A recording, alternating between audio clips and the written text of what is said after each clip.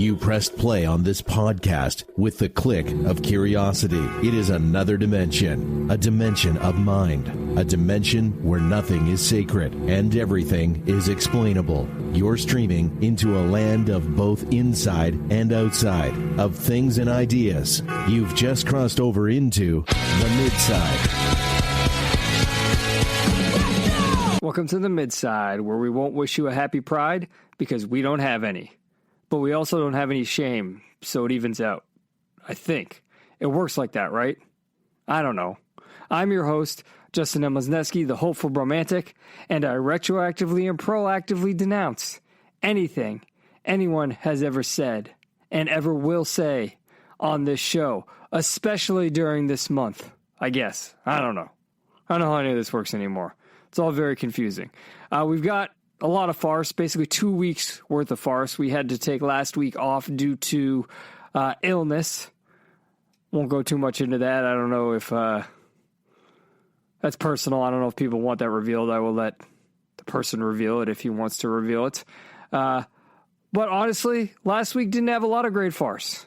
This week, we ended up with a lot of crazy farce. I mean, there's farce ongoing right now as we are recording with the whole L.A. mayoral runoff or recall election with the ballot dumping. If you remember back in the day, if you're old like we are, there was hanging chads. Now I think there's ballot dumping. It's very interesting. I don't know what's true, what's not. I know there are a lot of... The voting will continue until the Democrat wins.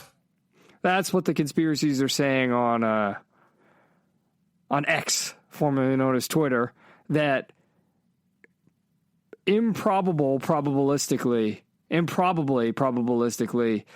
the third place candidate, who's also left-wing, is getting all of the early voting, late voting votes. And every time there's a new ballot count, she gets a lot. And neither Bass nor Pratt, especially Pratt, get a lot of votes. So very interesting, but I don't know. That's part of why I don't live in L.A. anymore. I don't know why people stay there. Adam Kroll has been there way too long. So we will see what happens. But we got other farce to talk about. First, let me bring in my co-host, joining me this trip from his corner office, identifying as a woman to forgo his white male gay privilege, William Green. Hello, hello. Yes, what a wonderful, wonderful week. I don't know if you saw the news, Justin. The Stargate reboot has been canceled. This is actually a good news story. Did you see? I was reading. There's been a tweet by the showrunner, who's one of the original showrunners on Stargate, and worked on Atlantis and what was the other one? Stargate Universe. But apparently, Amazon executives were, quote, concerned that Garrow's take on the series would not have broad appeal beyond the franchise's already dedicated fan base. I believe we've dodged a bullet here, Justin. What do you think? I want to be clear about something. You say it's good news. It's good news in the context of bad news. Yeah. We are not going to get more Stargate. That is a bad thing. And that is objectively a bad thing. However, it is better to get no Stargate than butchered Stargate. Yeah. Now, to answer your question more directly, there's two concerns here. One, so the fan base that made the show successful to begin with is no longer good enough? No, they're white and old, apparently. Well, yes. I mean, in Amazon's demographic studies, right? Yes. And I think the greater concern here is, and this discussion applies to the other Star franchises. No, not American Idol. Not America's Got Talent. Star Trek and Star Wars. Star Trek is definitely dead. You can argue after the performance of The Mandalorian and Grogu if Star Wars is dead as well.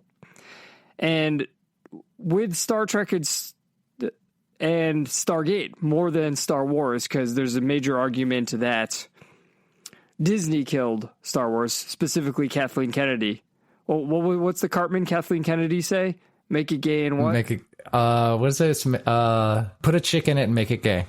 Yeah, put a chicken in and make it gay. I mean, appropriate for this month, but I think that that's one of those South Park things that will stick with us to the end of time. Yeah, will reflect our culture after we are all long and dead, and somebody looks back and looks at our culture and has to consider things. So there's a different argument for Star Wars, but with all three, especially Trek and Gate, the question is, can they work in the current culture? And what I mean by that is Trek and Gate, and correct me if I'm wrong on Gate, but I didn't watch Atlantis, and I definitely didn't watch Universe because it sounded weird to me. But I watched the original, and I didn't watch it all the way through, but I did. When I worked at Best Buy back in the day, I had an insane employee discount, so I got all of the DVDs of SG-1, and I watched most of it. So I wouldn't say I'm as big of a fan of SG-1 as I was Deep Space Nine, but I think my question still holds, or my analysis still holds. Both of those are an optimistic view of the future. And I know that's crazy to say with Deep Space Nine, and even with SG-1, because SG-1, I mean, it had that Apophis character. Who, I mean, Obama, anyone? Just saying. just saying. They still had an optimistic view. And what I mean by that is you can recognize in optimism, there can be a realism to optimism. An idea that, hey, you're going to go out and there are going to be people who are going to fight with you and they're not going to like you. It's not all going to be puppies and sunshine and rainbows. There will be a Dominion war. There's going to be the Changelings. There's going to be the Jem'Hadar. There's going to be the Goa'uld. But the show always had the idea that humanity could, both of them always had the idea that humanity could overcome. Humanity was capable of going out into the universe, be it warp drive, be it a wormhole, be it different gates. But, I guess the gates were wormholes too, but you know what I mean. And they were capable of figuring out these problems and overcoming them. So they would get into insane situations. And they would get out of them because the point of the show was to show that they were capable of overcoming. And then somewhere along the way, we can get into the whole social justice stuff, but also somewhere along the way, the correct argument about stakes emerged. And it's the idea that they can't succeed every episode. You have to have episodes where they fail in order to make the stakes real, which is true. But that was taken way too far where people with a certain outlook then took over and it was always them failing. Well, and it was always apocalypse, right? Always failing, always apocalypse, right? Right, apocalypsitis we're talking about. We're not talking about Apocalypse from X-Men. Yeah. And it swung completely in the other direction. And now, I'll get into this in my movie review. Now, everything is so far in one direction that Star Trek and Stargate, they seem naive to, I think, this younger generation who only grew up with the current media culture. Yeah. I don't know if that's really what is true about the youth, or if that's what people in Hollywood think is true about the youth. Does that make sense? Like, I think I don't, it's hard to tell, right? Like, which is the problem here. And I think the other essential element here that plays into it that I can sort of predict is the problem, Justin, is Stargate had the show had a very good partnership with the Air Force, and they always portrayed the military as respectable. Not as in they didn't make mistakes. And there was episodes where there was conspiracy and, cloak and dagger and questionable ethics and things like that, right? But there were always ethical. Captain Sisko blew up a planet. Yeah. Well, there was always ethical men making tough choices, right? Yes. And women, of course. We can't forget Carter. But there was always and women. Name checks one woman. Sorry. Well, I mean, she's the main character. I know. But even don't forget the black guy. Yeah. Well, and I was going to say there was this whole science versus the military theme was something they took seriously and respectfully, right? Yeah. And they tackled it respectfully during the show. Well, right, and that's what I'm talking about with the naivete and the culture. And you raise an excellent point about it's hard to get get a barometer on the younger generation. Mm-hmm. To add to that, though, one of my earliest memories of getting into Star Trek was that both my dad and my grandfather would talk to me about it. Yeah. And yes, we're now to the point that I would say we can't get a barometer on the younger generation, but it's our generation.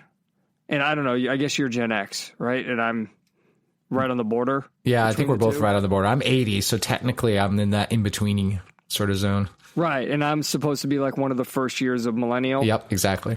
So technically I'm right in the middle too. But I think millennials, they're the ones who can't accept the optimism. Yeah, and the quote-unquote naivete anymore. And when I say that, I think of the old shows. And, my dad used to watch them, and my grandfather could talk to me about them and be aware of them. That doesn't happen anymore. This is partially, I think, why everything's being remade. Because everything needs to be remade to fight or to fit the new sensibilities of millennials.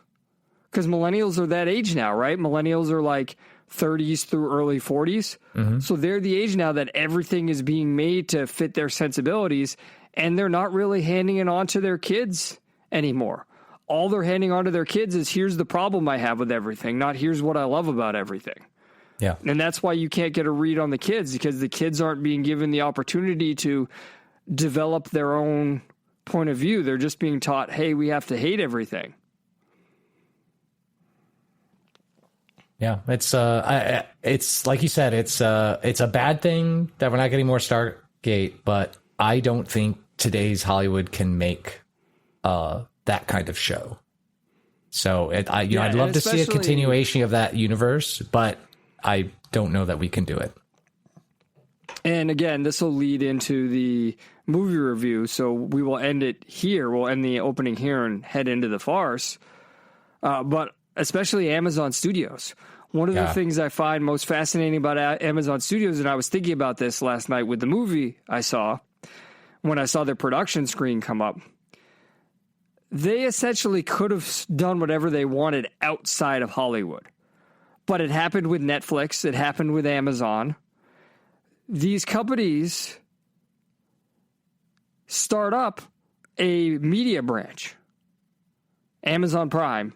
Netflix started its own studio.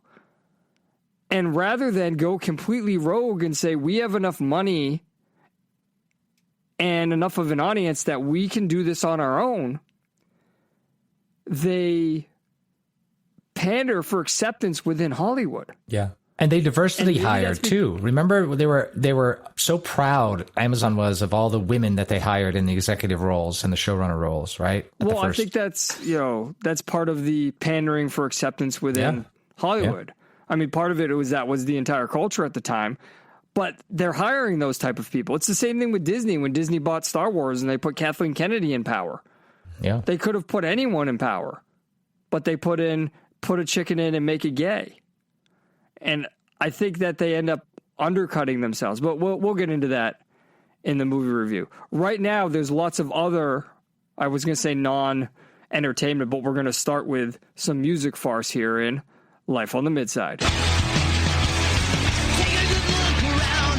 This life really sucks. Are we just complaining? I hope that this mic is on. Cause I'm on a roll here. I hope this is making some sense. I hope that you throw up your hands and sing it and tell all the haters that they should just shut up and smile. Yeah. As always, if you'd like to support the show, you can do so through Patreon or Locals. Patreon is per episode. Locals is per month. We accept any and all support. It's greatly appreciated.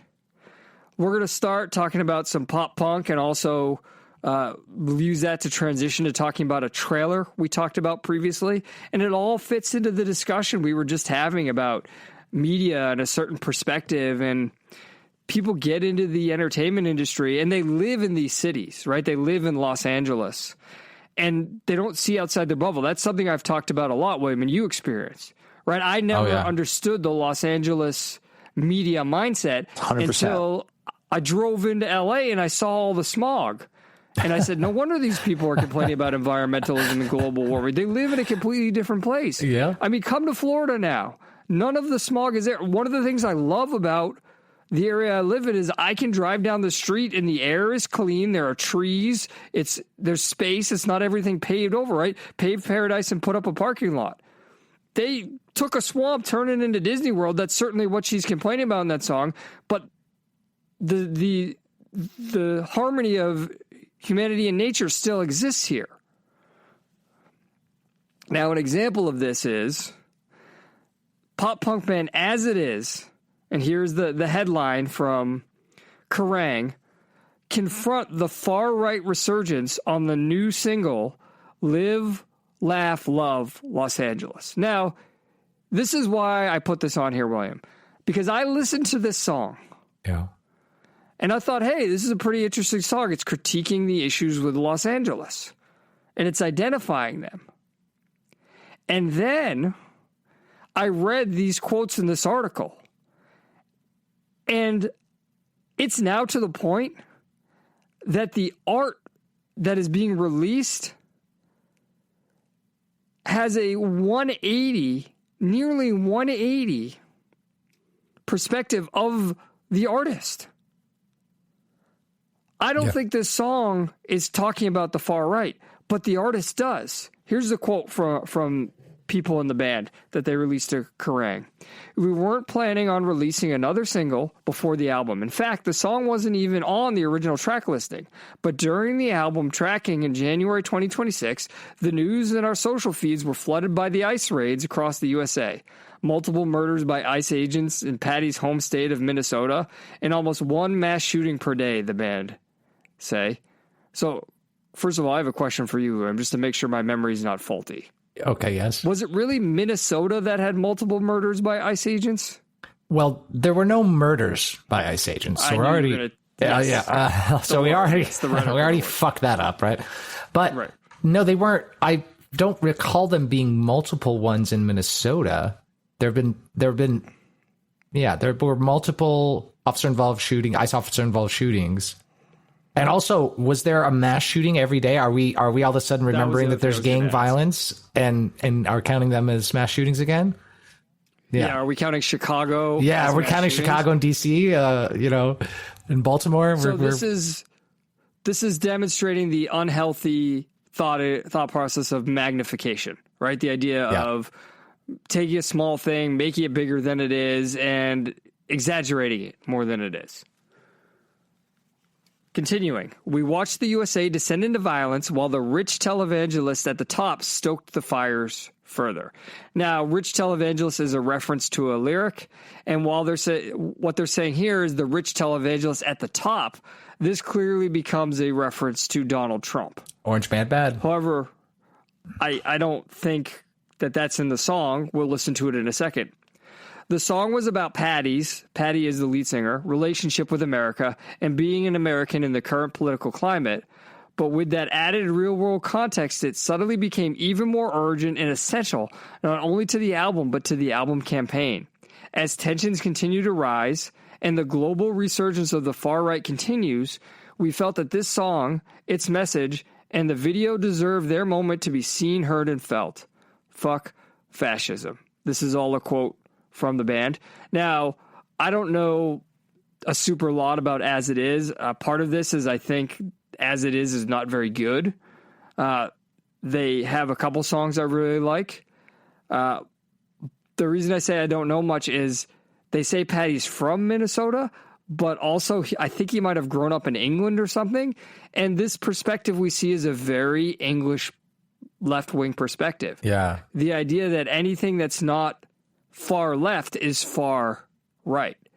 And the idea that fascism is rising and they're the ones who are fighting the fascists. So with this context, we're going to play part of the song and then we're going to talk about if it actually lines up with what they're talking about. Dreams alive and well in LA. Where you got no cash for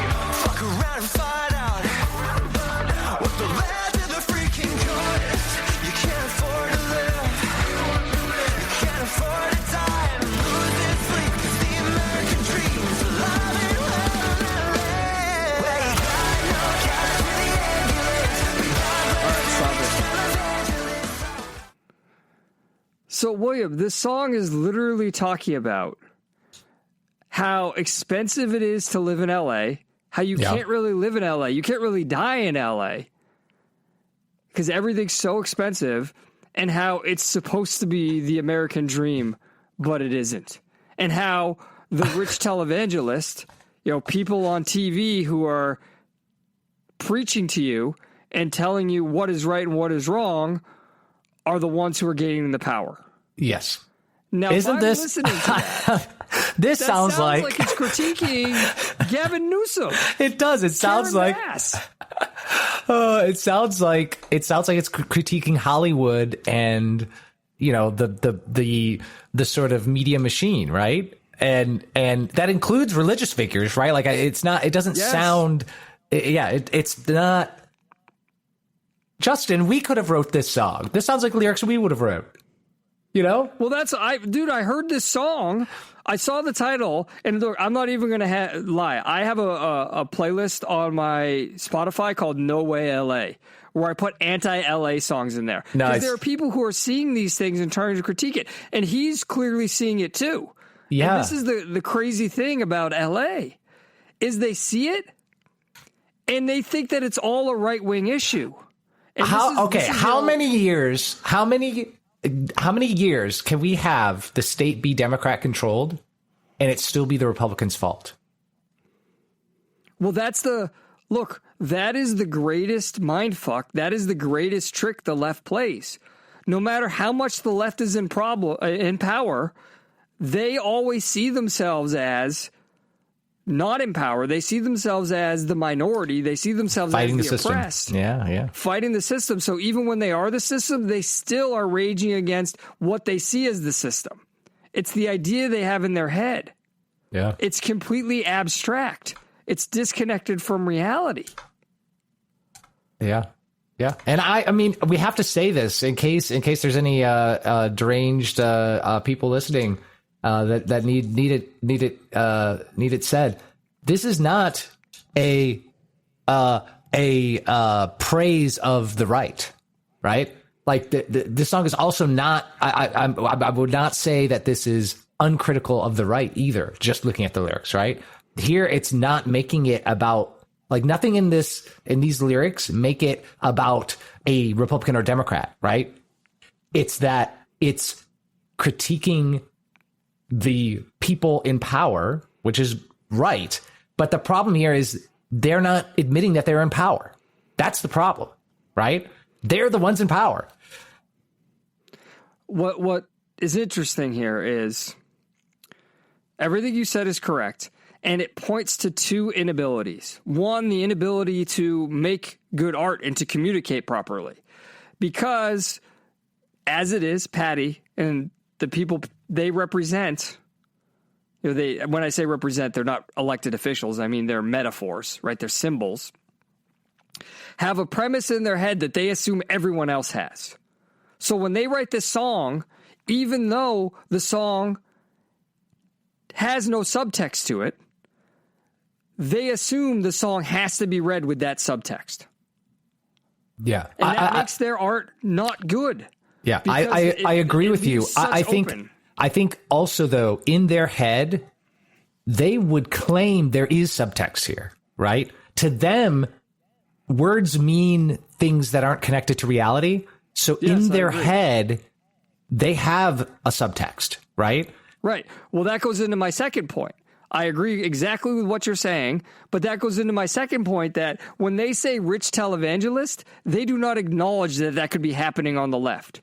So for a while, there was this whole discussion that, remember when in Trump's first campaign, people were saying there was no difference between Trump and Bernie Sanders because they were both saying the rich are controlling society and holding everyone down? Yep. Well, Bernie Sanders is part of that group. And the reason I'm saying that, and Donald Trump is part of that group. The reason I am saying that is, say what you will about Donald Trump, he acknowledges people are like that. Bernie Sanders does not.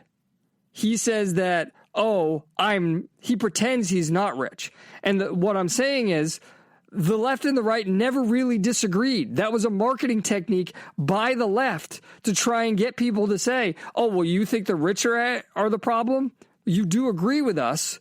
Oh, that means you really hate everyone who's right wing. Do you see what I'm saying? Yeah. Yeah. There is no actual agreement. It's two different perspectives.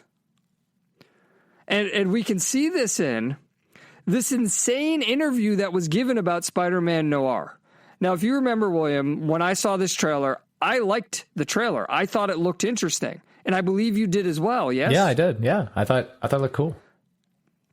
Now, what's interesting is, again, how the creators of the original Spider-Man Noir comic describe their comic and describe the show. So, again, I'm going to read a quote. Where this is an article, Spider-Man Noir creator gives verdict on Nicolas Cage adaptation. Now, again, this is poor reporting because they mean Spider-Man Noir comic creator, right? Also, something to keep in mind is what would Steve Ditko, the objectivist, think about all of this? Oh, right? yeah. Who created Spider-Man, right? I mean, so this quote I'm reading is from the comic creator, not the show creator, which this was very confusing. But our version was explicitly political. We named names. We referenced the Friends of New Germany and the rise of actual Nazism in the U.S. Everything referenced was historical reality except for the obvious elements of pulp weirdness. Now, William, I understand that Nazism was a real threat, and I'm sure there were Nazis in America.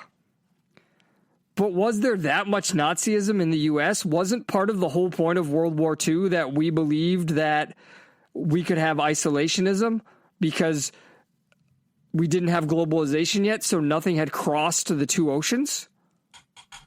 Yeah, I think there was a concern, but that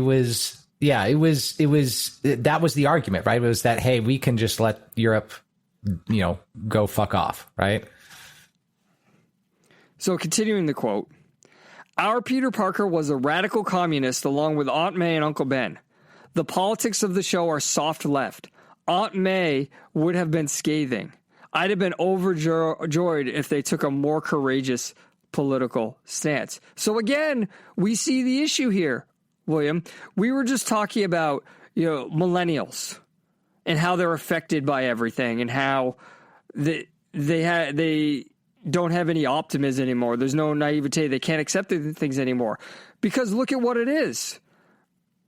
Now, I don't know where you stand on this whole boomers are destroying everything argument or meme that's online. But I ask you, is this not an example of it? This creator of Spider-Man Noir cannot let go of the idea of radical communism. So he's trying to shame the creators of Spider-Man Noir, the TV show, which, by the way, Amazon, MGM show, right? Yeah, looking for that wider audience, the communist audience. Yeah, Amazon, MGM show. By saying Aunt May isn't scathing enough, she's not critiquing enough. This show is too soft left. Do you see how they're again fucking with the millennials? Because I'm willing to bet the people making this show are in their mid-30s to early 50s. Yeah. I think this is definitely more millennial. Yeah, this is definitely more millennials. I don't think can you imagine a true Gen Xer like doing that show that way, right? Yeah. Having it be full communist. I mean, I guess that was the fashionable thing back in the day, but yeah, it comes back to the whole subvert everything sort of thing, right? What if we made Spider-Man a communist and fighting the Nazis? Because communism was so good at fighting the Nazis. I don't know. Well, yeah. Except here's the deal, right? Maybe that was subversive because Steve Ditko was an objectivist, and then they turned around and made Spider-Man not an objectivist. Mm-hmm. You can argue that's subversive. But are you really the guy who created communist Spider-Man to be subversive? And then somebody doesn't do communist Spider-Man and you're arguing it's not subversive enough? When to you subversive would just be keep doing the same thing? Yeah. I mean, I'm imagining. You remember when Alan Moore lost his shit because of 300 wasn't good?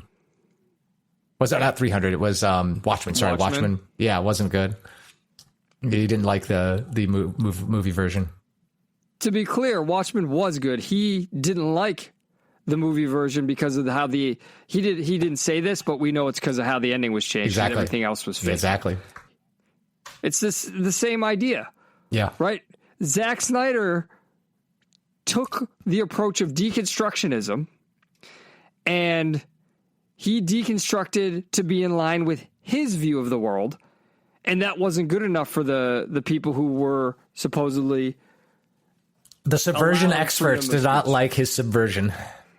Right. And it's the same thing here. Of course, I mean, this goes into the next thing from a couple weeks ago that was a huge, huge story, at least on social media. The Giants quarterback, Jackson Dart. And, William, you know things have gone sideways when I have sympathy for a New York Giants quarterback. Oh, man. This is like right now I'm angry the Knicks are up 2-0 in the NBA Finals. Like, in my opinion, the Celtics blew it. If the Knicks are up 2-0, we could have been up 2-0 if we had just played better or made a better team. To see the Knicks up, like, I don't want to see a New York team win anything. And the Giants, at least they're not the Jets, but I mean, they still beat us 18-1. They beat us again twice with Eli. Man, I don't want to support. And yeah, Jackson Dart, man, watching him play, he was overhyped to fuck last year. Do you remember that? We're in the preseason, everyone was like, Jackson Dart's going to be amazing. Yeah, and I'm sitting here looking at Drake May, and then Drake May had the season he had, but he wasn't hyped like that. So for me to have sympathy for this kid, but I have to have sympathy because all he did was introduce President Trump at a press conference. So this is from an NFL reporter, Mike Garafolo. Giants quarterback Jackson Dart addressed teammates in a meeting yesterday to discuss his introduction of President Trump. Sources tell me. Other team leaders spoke up as well, and Dart and the players worked through it. They are moving forward. Work through what? Moving forward from what? I mean, he's literally Hitler. He's literally Hitler, remember? This is the idea of they have such a skewed perspective. And then we saw it from a couple responses. One from a New York Giants teammate. Abdul Carter says he has a responsibility to address Jackson Dart's political opinions. Why? Everyone can share their own opinions. Carter didn't do that. He attacked Dart's opinions, and now he's doing it in uniform at work, which Dart never did. This is a tweet from a guy named Clay Travis, a blue check mark who has 1.3 million followers. And then Ryan Clark. Do you remember Ryan Clark, William? No. Who's he? Ryan Clark was a former safety for the Steelers. Okay. Who, go look him up, called out Tom Brady once, and then Tom Brady absolutely destroyed him in multiple games. Yet this guy is still allowed to talk to the media. This is the problem. This is the problem. This guy on the field got absolutely embarrassed for running his mouth, yet we still let him run his mouth. So here's a tweet from Ryan Clark. Let's be honest, who you supported 2008, 2012 is nowhere near as polarizing as who you supported today. That's a quote, and he's going to respond to that. Jackson Dart seems to be a good young man. He can support whoever he pleases, but that support affirms certain things to his locker room. Abdul Carter should have handled things differently, but his disappointment is understandable. The president has clearly picked a side, and standing next to him gives the impression that you have too, which means you stand in direct opposition of the majority of your teammates. It is a conversation to be had behind closed doors, but it is an important conversation. Why? This is the same. Why? What? Justin, are you talking about your political opinions to your coworkers? No. I don't. It's completely inappropriate. If I go out and campaign, if anyone at any of my work asked me about it, like just randomly, I would just politely redirect the conversation, right? You can read it on, feel free to read it on my Twitter. Feel free to listen to the show, Yeah. But what they're trying to do here, and this is the same thing the Spider-Man Noir creator was doing, is they are trying to create the illusion that they are the majority. Now, this becomes one of those puppets versus puppet master questions, duped versus leader, stupid or liar. Do they know they're doing this? I don't know. They either believe genuinely that they're the majority, or they want to convince everyone the majority, and they're using bullying tactics, social pressure tactics. When he says President Trump has clearly picked a side and standing next to him gives the impression that you have too, why? Why are you? Well, who's decided that premise is true? Yeah. So you can't stand next to someone you disagree with? Like you just said, William, do we spend our entire life making sure we're not standing next to people we disagree with? So if I go to Disney at the same time as someone who I disagree with, I give the impression that I agree with that person. Yeah. Likewise, which means you stand in direct opposition of the majority of your teammates. Since when? Did you take a poll of that entire locker room? You know what every person on the New York Giants believes? Because I don't. And even if we give, let's say the majority of society is left wing, does that mean it is probabilistically unlikely that there's a team that doesn't have a majority left-wing locker room? Now, let's keep in mind that the society is pretty evenly split. Yeah. If not, more right than left. And what I mean by that is, I don't think as many people are as social justice far left as the social justice far left wants us to believe. Is it really unlikely when we keep in mind that sports tend to have a very meritocratic perspective, meritocratic bent to them, that there's a locker room that may support the right? I'll go a step further, Justin. Why didn't all of these people apologize to him for not standing next to the president and introducing him? In other words, why does it always go one way, right? It's always the person who shows any nonconformity to the left-wing views that must apologize.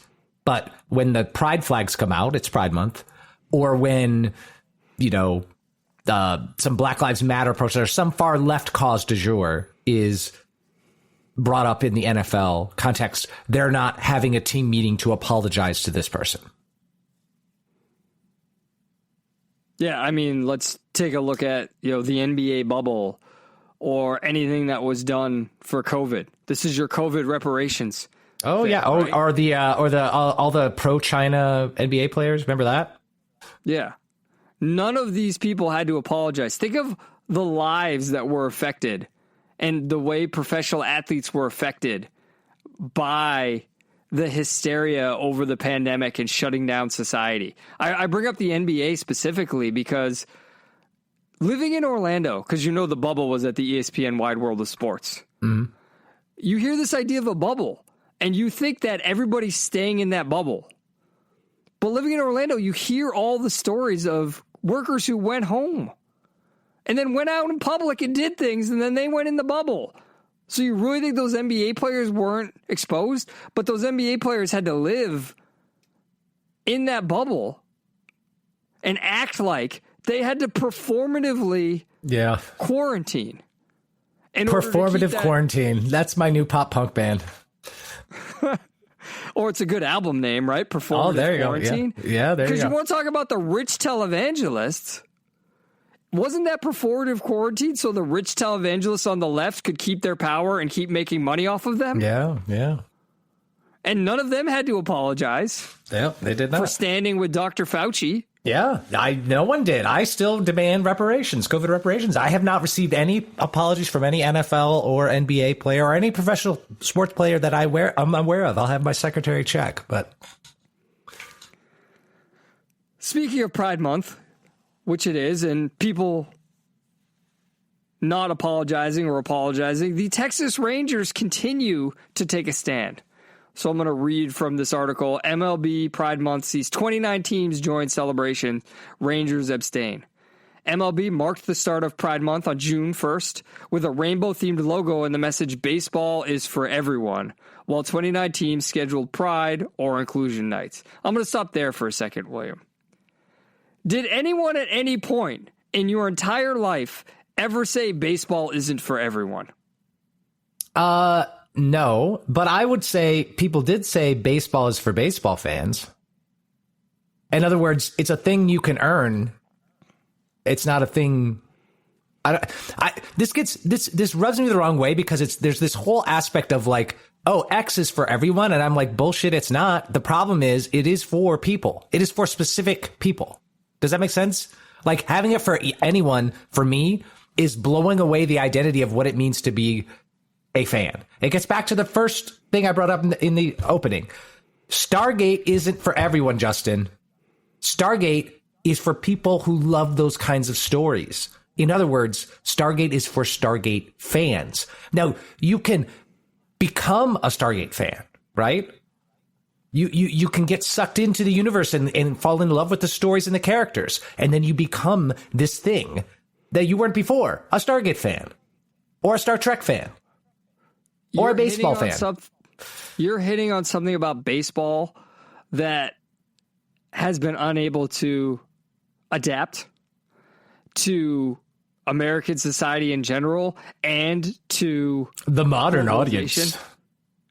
Well, that's exactly what I mean, is we don't have a monoculture anymore. And baseball is one of the greatest examples of the American monoculture. Oh, yeah. The idea of baseball being for everyone is that it's much different, William, to get a ticket to a baseball game and sit there for 9 innings, hang out with your friends, eat some food, have conversations, watch the game, and go home. Now, I'm not saying that there aren't intense statistics and strategies to baseball. But how many times have you tried to sit down with someone who doesn't understand football, and it's annoying as fuck? Yeah.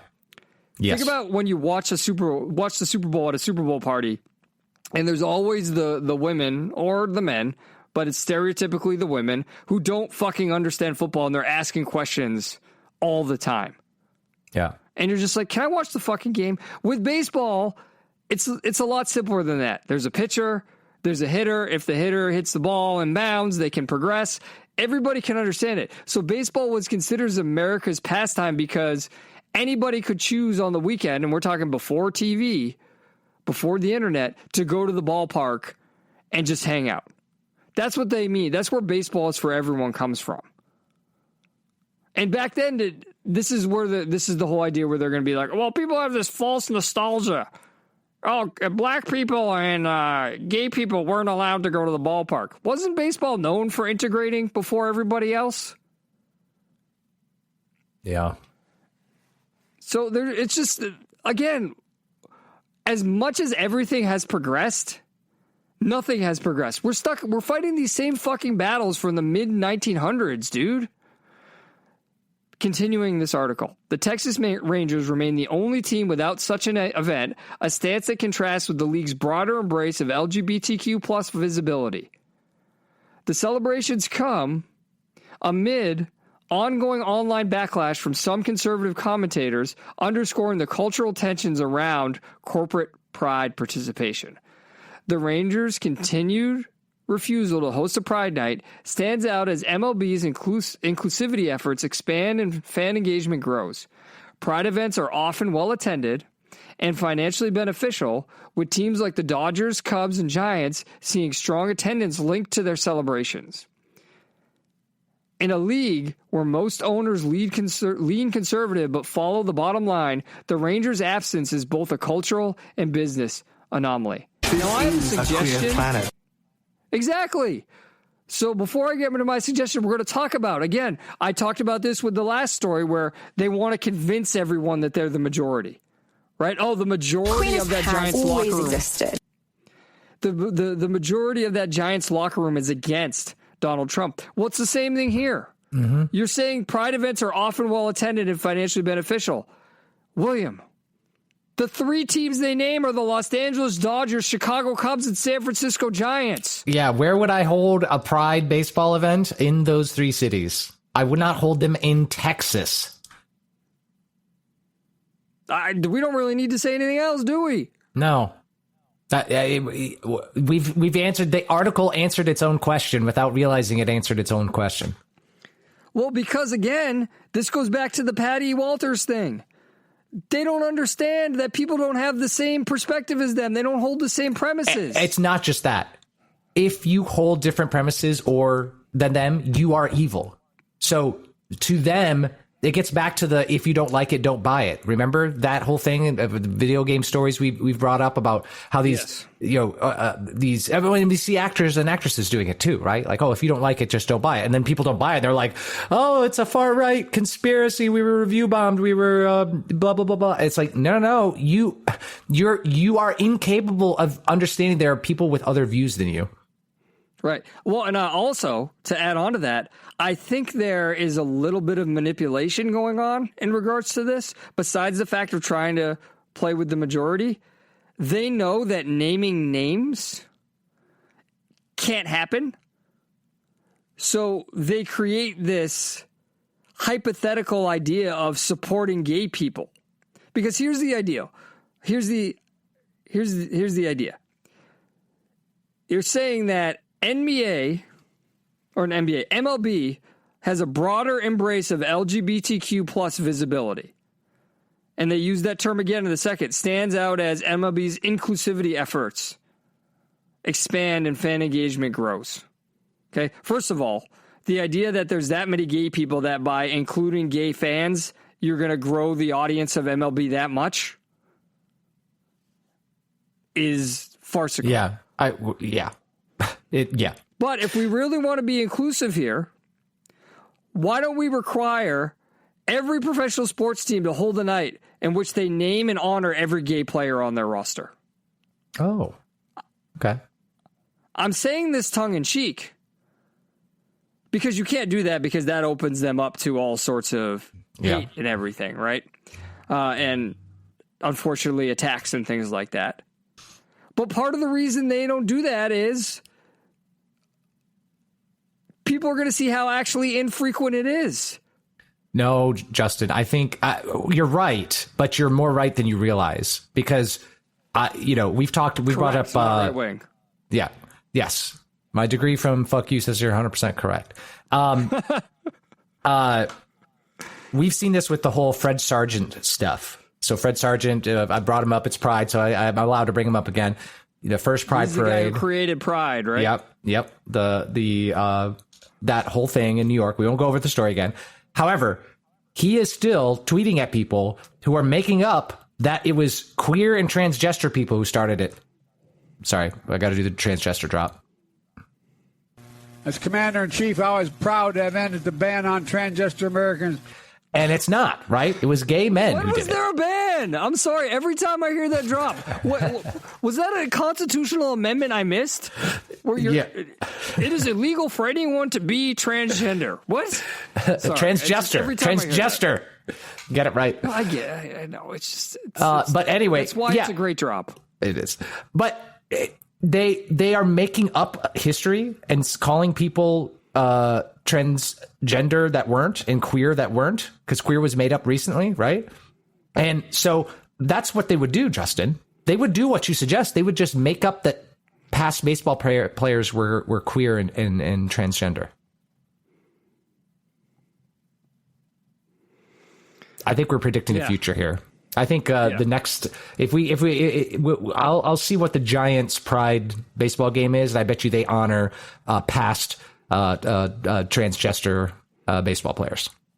Well, that's the worst part about it is it has to be dead. It has to be deceased players. Oh yeah, people who can't claim are gay. Mm-hmm. I mean, that's some 1984 stuff. Yeah, because they can't defend themselves, and it's probably so ancient that their family can't even defend themselves. You know, it's 2 or 3 generations removed.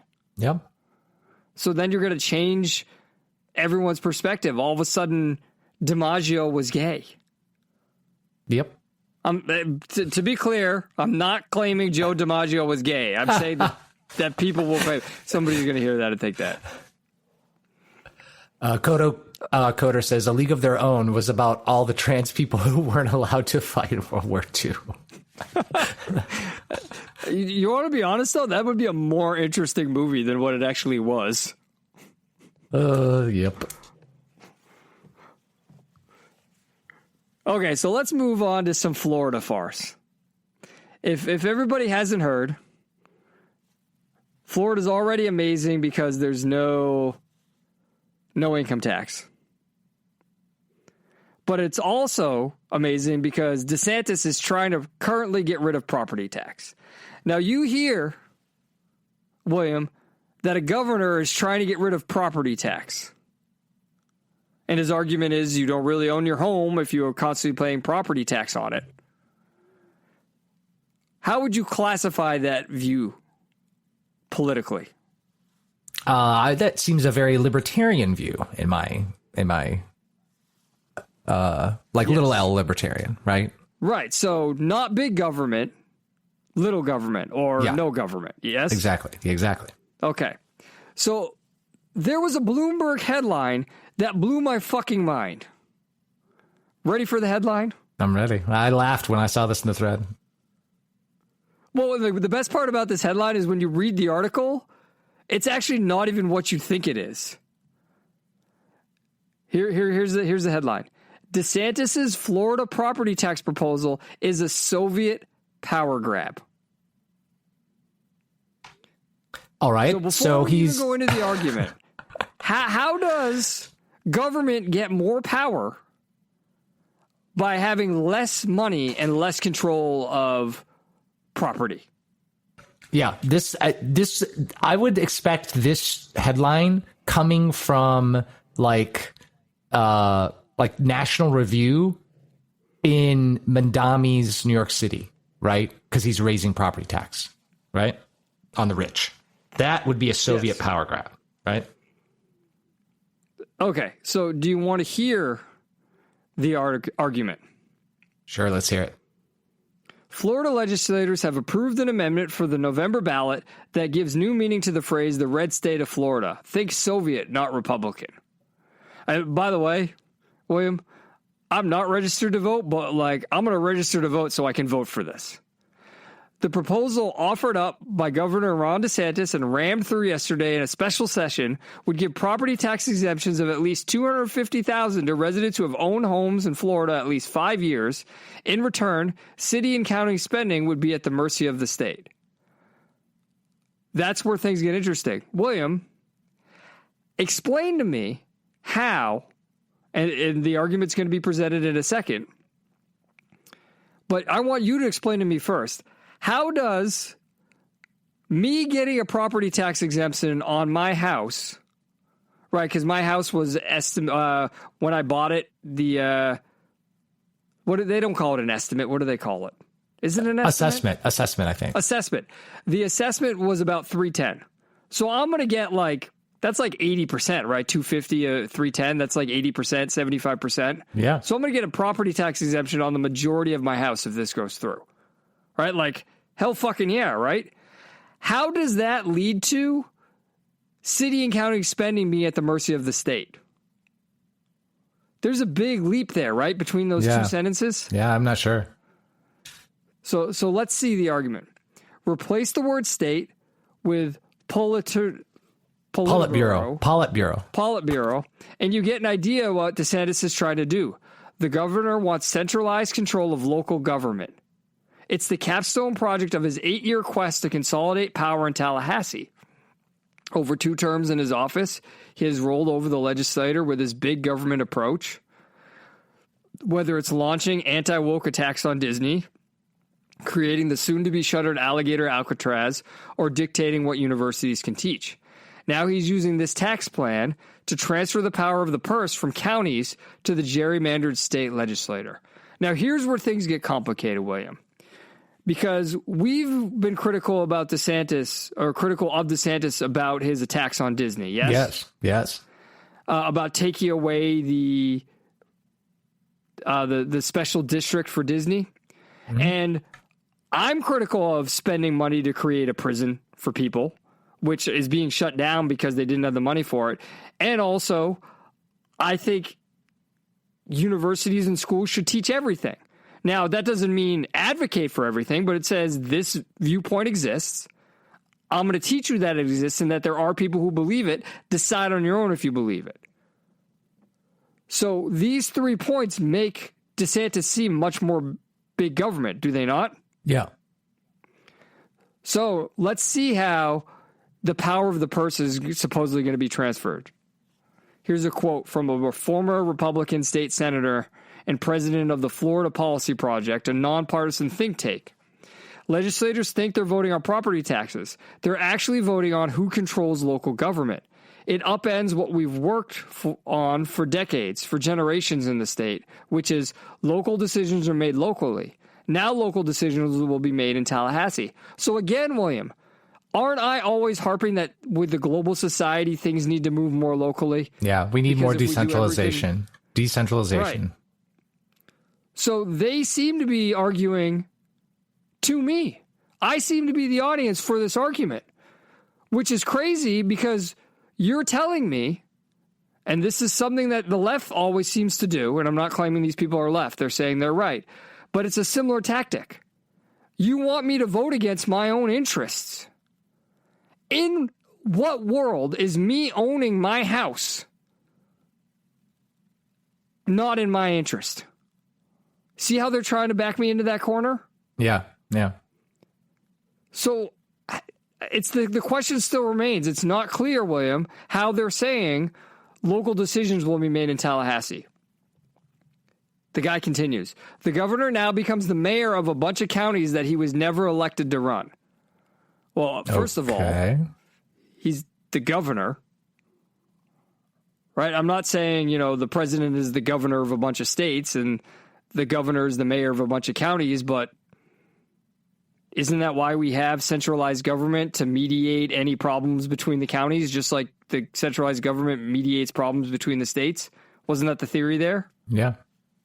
Okay, the article continues.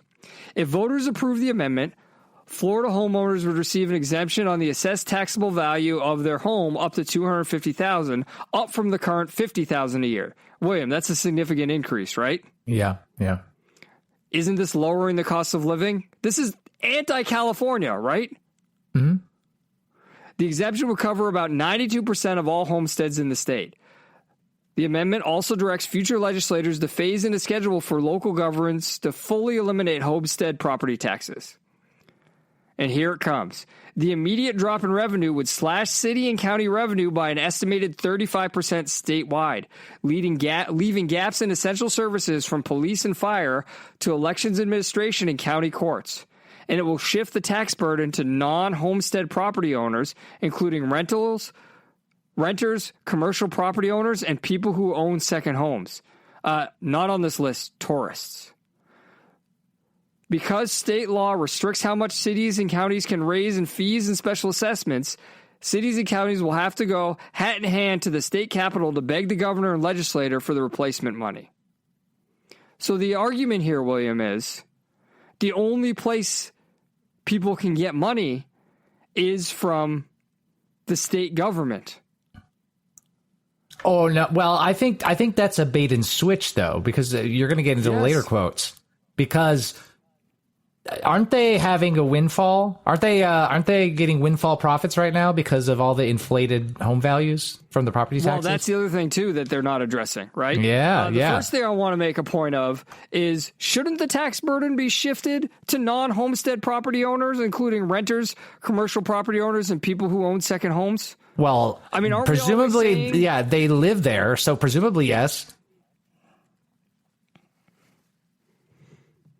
Okay, continue. What's to stop Republican leaders from punishing local governments that don't go along with their agenda on issues like immigration? Wait a minute. When the Republicans are reining in local legislatures, that's punishing, right? But if where is it, Virginia, they rammed through all those crazy ass laws, forcing the red counties to do things they don't want to do. That's completely fine. Yeah, this sounds like a left-wing article, even though this is supposedly right-wing, saying, oh, they want to grow the size of government. That's already the playbook being attempted at the federal level by the authoritarian DeSantis would like to succeed in 2028. President Donald Trump. Florida has no state income tax. State government relies primarily on a regressive sales tax to pay for about 61% of its budget, and only local governments can levy property taxes. Well, isn't that because, William, Florida is in a unique position to be able to have a sales tax pay for the majority of its budget because of how many tourists come to the state? So doesn't that allow for locals to have less of a tax burden? Isn't that part of the value of living here? Is a sales tax regressive because it's not progressive? Is that what we're supposed to read here too? Yeah, I don't know why the sales tax is regressive. I mean, you could argue that's theft too, right? The idea that you have to pay to do a trade. Yeah. That's the thing, right? This is the whole argument of if government didn't pay for the roads, who would pay for the roads? Isn't that this entire argument? Yeah. Property taxes serve as a safety valve for local governments when disaster hits or the economy falters. Holly D. Smith, the former mayor of Sanibel Island, told lawmakers Monday that when Hurricane Ian nearly destroyed their town in 2022, the community relied on state funds but also elected to raise their local property taxes to hasten the recovery, which is, again, my argument, don't live on the coast. Your insurance is through the roof. Your property taxes, they're going to get you now. It's just not worth living there. Florida's property tax system does need reform. Since the COVID pandemic, property tax collections have ballooned, and here you're talking about what you're talking about. There it is. From $35 billion statewide to nearly $62 billion this year. It's a problem not unique to Florida. According to the Tax Foundation, property taxes have risen almost 27% faster than inflation since 2020. So, government using its power to subversively nickel and dime people into poverty. Isn't that California? Yeah. Doesn't this sound like DeSantis is actually trying to stop Florida from going the way of California? Yeah. If you get a bunch of money coming in, you're telling me these local governments got these giant windfalls because of the inflated property values, right? It's like almost double, right? And so now the governor is saying, "Oh, we need to stop that because I'm sure they're spending irresponsibly, right? You know, they're not fixing it themselves, so they're fixing it, and then they're calling out that it needs to be fixed. They just don't like the way it's being fixed because they're not going to get to spend other people's money, right? Does that make sense? Like they got this windfall profit, and now profit, quote unquote, right? All this extra money that I'm sure they spent. And now it's going to go away, and they're going to have to, quote unquote, beg the state legislature. How about just not doing those things, right? Or legitimately having the taxpayers say that they want those things. Because this is what this is revealing. Because as I always say, William, I'd much rather the argument be between the right and libertarians than between the right and the left. And this is an example of that. DeSantis is taking a libertarian position, and the right is arguing against them. Because here's the deal. Almost all politicians will be in favor of big government. Almost all politicians will be in favor of taking your money. And that's exactly it, William. If you or I get a windfall, and we know that that money is not going to keep coming to us in perpetuity, we do things to maximize that. We save it, we invest it. We don't go out and we go, oh, well, you know, I just got $50,000 extra dollars. I'm going to buy a super nice car. And then that money is pissed away. That's essentially what government does. Government is year to year, and it just thinks about how much money they can get from people. And think about it this way. You're talking about housing, right? This is saying, according to the Tax Foundation, property taxes have risen about 27% faster than inflation since 2020. The only answer to that? Government said, oh, they won't notice if we also raise the assessment on home values. The increases have been driven by an increase in home valuations, squeezing owners with higher payments for both taxes and insurance, especially those on fixed incomes. So isn't that like a left-wing argument? Mm-hmm. Oh, we need to help the people who can't afford it. Part of this is people moving to the area. But if people are moving to the area, doesn't that also have a windfall in sales tax? Because more people are spending money in the state?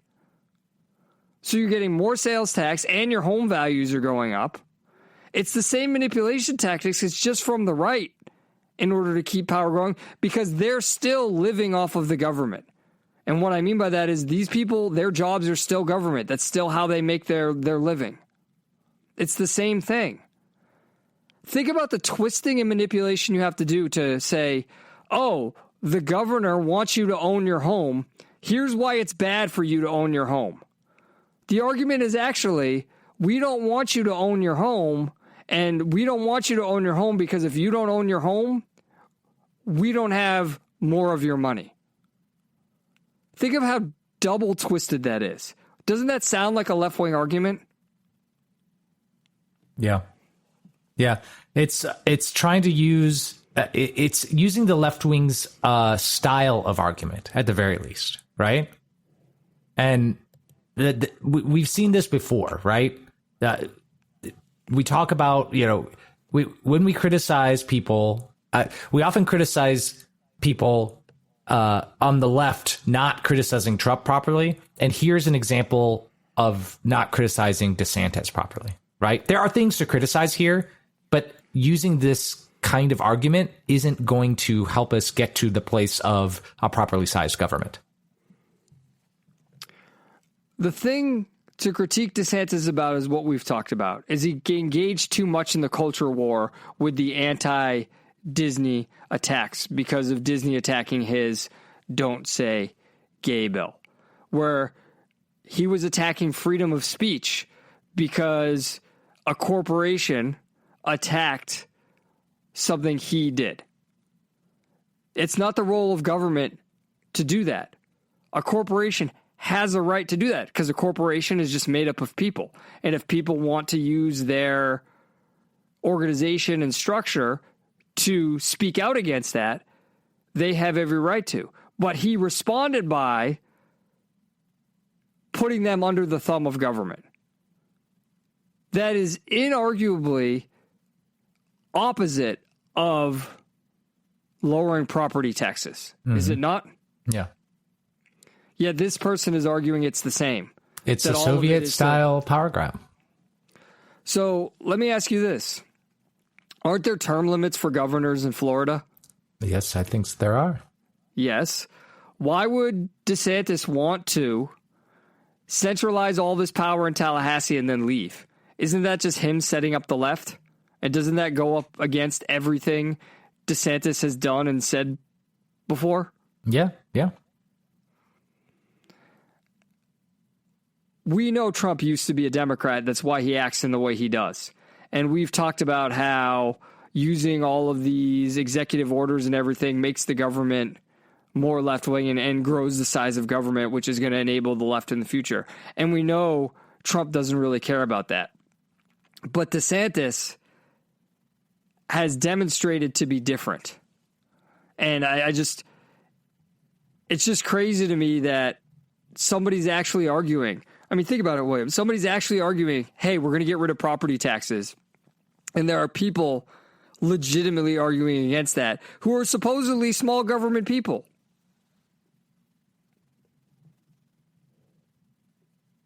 Yeah. All right, one final bit of farce here. William, you shared this.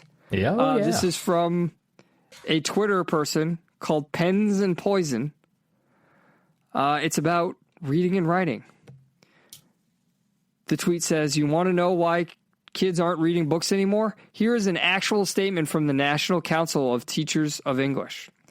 Members of our discipline have long recognized how print literacies work in tandem with multiple modes of expression. Students examine how digital media and popular culture are completely intermingled with language, literature, and writing. The time has come to decenter book reading and essay writing as the pinnacles of English language arts education. Speaking and listening are increasingly valued as forms of expression that are vital to personal and professional success. And with the rise of digital media technologies, they now occur in both synchronous and asynchronous formats. The ability to represent one's ideas using images and multimedia is now a valued competency in a wide variety of professional careers in the knowledge economy. It behooves our profession, as stewards of the communication arts, to confront and challenge the tacit and implicit ways in which print media is valorized above the full range of literacy competencies students should master. So, William, I am someone here who I am a communication professional. My master's degree is in professional communication. So this is right in my wheelhouse. Mm-hmm. I have a couple things to say about this. Before I do, what would you like to say about this? Well, I would like to say that there is a reason that the knowledge of the average man significantly improved after the invention of the printing press. And there's a reason why the cultural literacy that we have now is so much less than it's ever been during that time post-printing press. And arguing over the format seems like we're missing the forest for the trees in one way. But in the other way, I think this is an attack on that cultural literacy. Here's what I mean by that.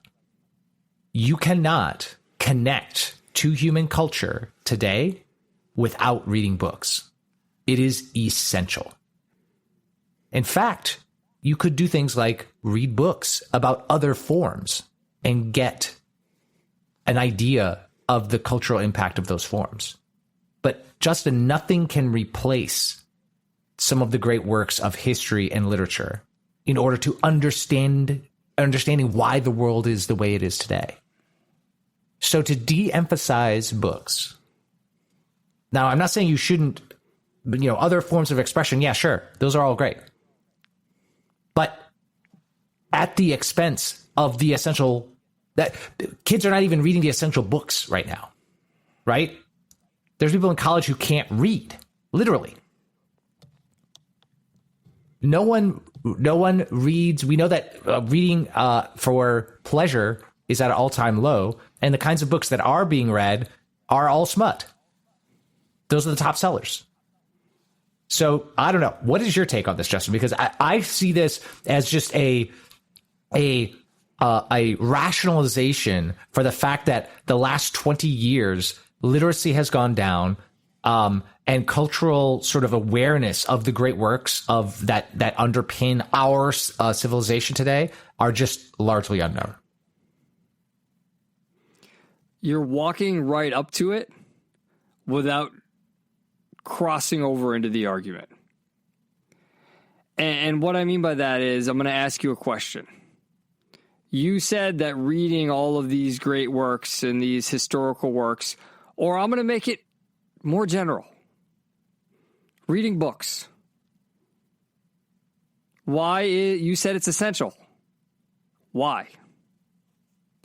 Because that is the form of taking a long and complicated idea and putting it in a concrete form. And that's just, there's no other way to do that, to make that kind of argument or art, that, the novel or the historical treatise or the, Justin, I don't know that how anyone, I don't know how anyone can be a American and have interesting cultural takes and not read the history of the American people, or, what is that, like 3 or 4 volumes, or have, read some of the early American literature, right? You cannot understand the culture without that. Yes, You are halfway there. You said it's concrete, which is part of it. It's also objective.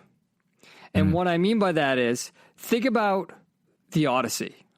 The Odyssey was originally an oral story until it was written down by who? Homer. So the definitive version of the Odyssey is considered to be Homer. However, because it is in a foreign language, how many translations are there? Many. A lot. Yeah. And that has become an issue with the recent adaptation by Christopher Nolan. This is all, whether intentionally or unintentionally, done to break down the communication process by making it more subjective, less logical, more emotional, and dare I say, more female. When we were young, William, we were convinced of this idea, or we were told this idea that women were better at English and men were better at math. Do you remember that? Yeah. That was a persistent myth. Even in my school, I wasn't considered to be good at English. It was these two artsy-fartsy girls. Why? Because people do not want to acknowledge why the printing press was so revolutionary. They say it's just the speed at which ideas were distributed. No, it's also that ideas were made, concrete, and objective. And what I mean by that, William, is if we say, and this is a metaphor, if we say the Bible is the Word of God, but the only time we hear it is when it is preached to us at Sunday service, then do we have an objective understanding of the Word of God? Or is our understanding of the Word of God our memory of somebody reading the Word of God to us? Yeah. Well, we know memories are faulty. We also know when we hear something, it's filtered through whatever our current mindset is. So I could go up to the preacher and I could say, hey, this is what the Word of God is. And he would say, no, this is what the Word of God is. And I would be forced to do one of two things. One, rebel, or two, submit to him as the expert because he has the written word and I do not. Books opened it up and made it so if there's a disagreement, we can look at the book. Because when you talk, everything becomes a giant game of telephone. Books are important because there's something that we can look at and point to, and it's concrete and objective and says this is what is true. E equals MC squared. It's written down there, and it's written down why it is true. Now, we have books about books, and then this is where we start to get into the telephone of books, but that's why it's important to have experts write things down. Look at what was said here. Speaking and listening are increasingly valued as forms of expression. When have they not been valued as forms of expression? Yeah, didn't we used to teach a course called rhetoric back in the day? Yes, they've always been valued. They are vital to personal and professional success, yes. But what are they trying to do? They're trying to make communication more abstract. Then it goes into what? The ability to represent one's ideas using images and multimedia is now a valued competency. So we're going backwards to cave drawings? Yeah. This is the argument I've made about texting before. At what point is texting hieroglyphics? If you just send a bunch of emojis, isn't that hieroglyphics? Haven't we gone backwards? That's less objective communication. So again, this is the crazy reversal where they're acting like they're on the side of progress and they're on the side of democratization when really they're the ones going backwards. It's what we just saw in the last bit of farce with the argument that they're acting like they're pro small government, but they're arguing for big government. It's the same thing here. They're acting like they're pro self-expression here, where what is this really doing? Isn't this breaking down all forms of self-expression? Yeah. You cannot communicate as well if you are relying on speaking and listening, if you are relying on images and multimedia. Isn't that why we have a lot of the problems we have nowadays?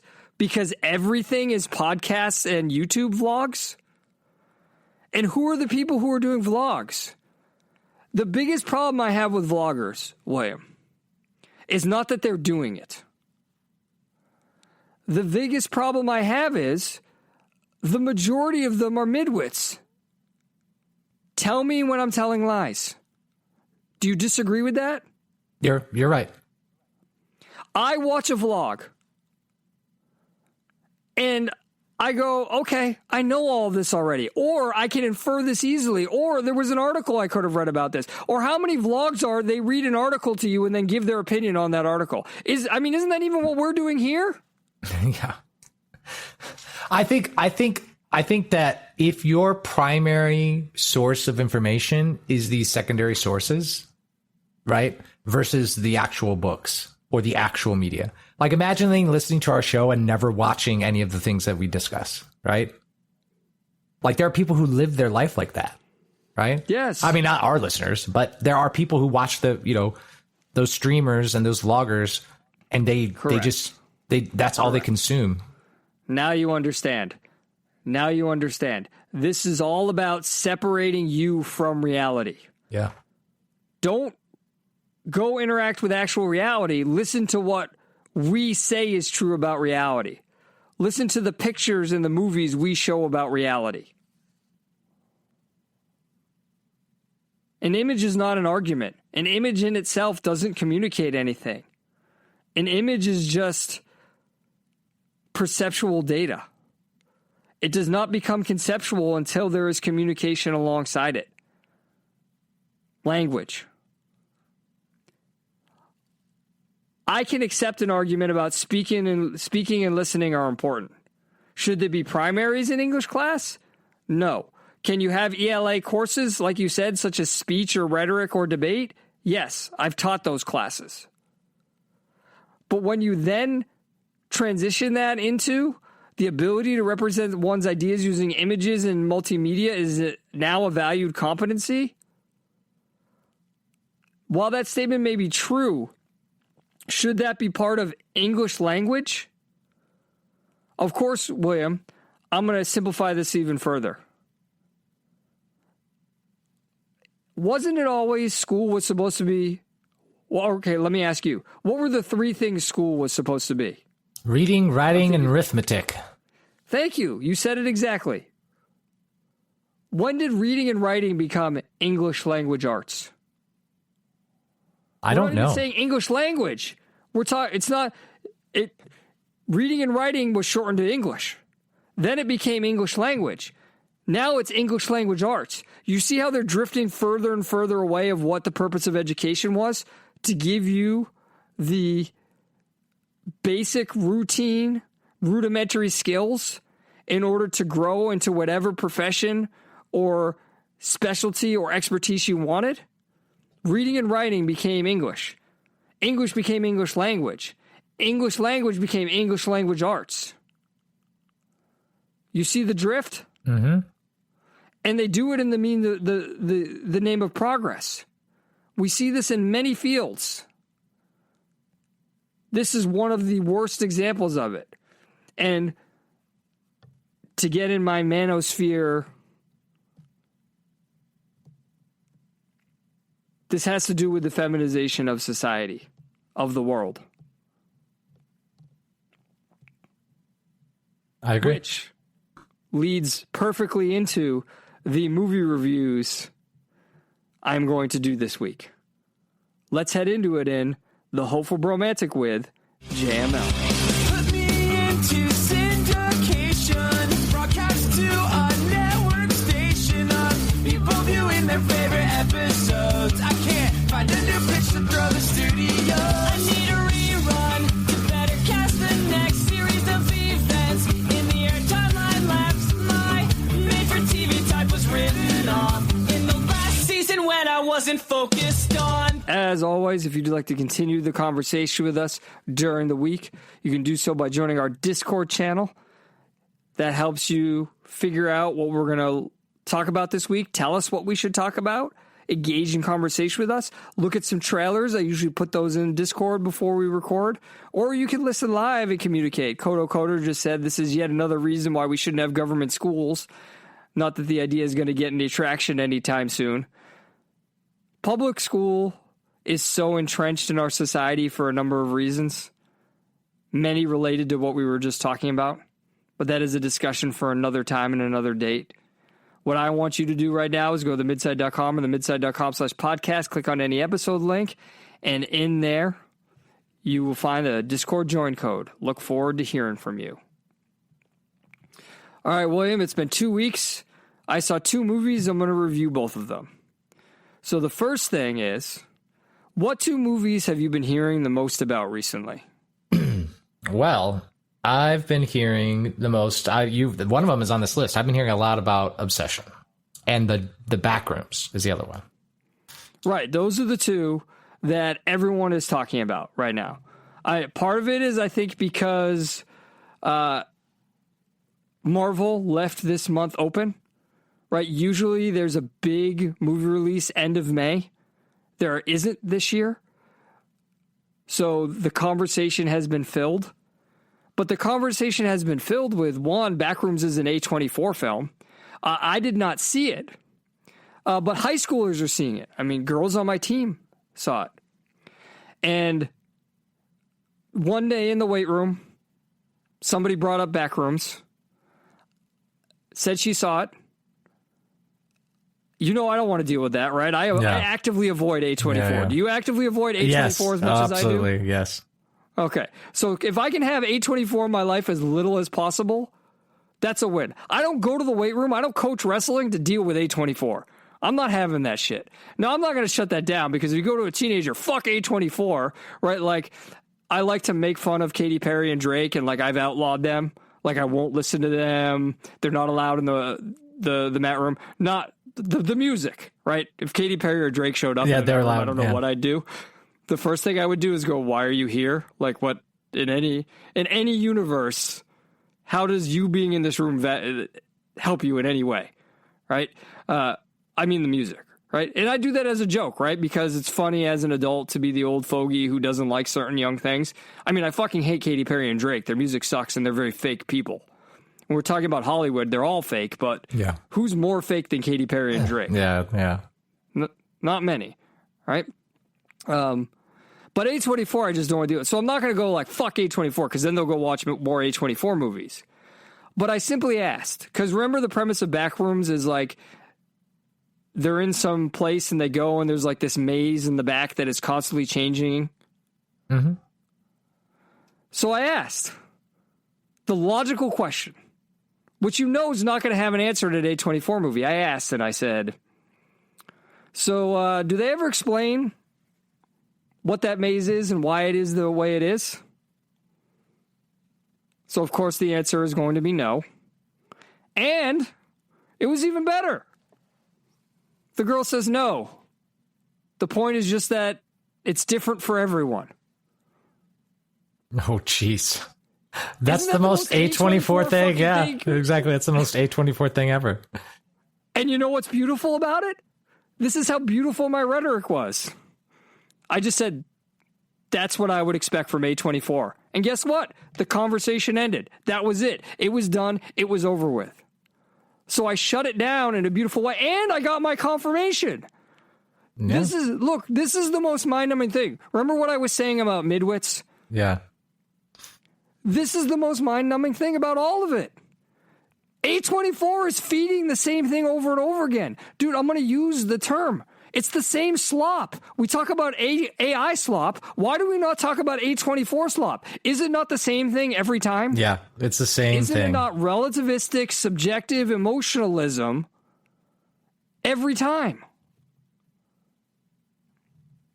Oh, and naturalism. Relativistic, subjectivistic, emotionalistic naturalism every time. Isn't that every A24 movie?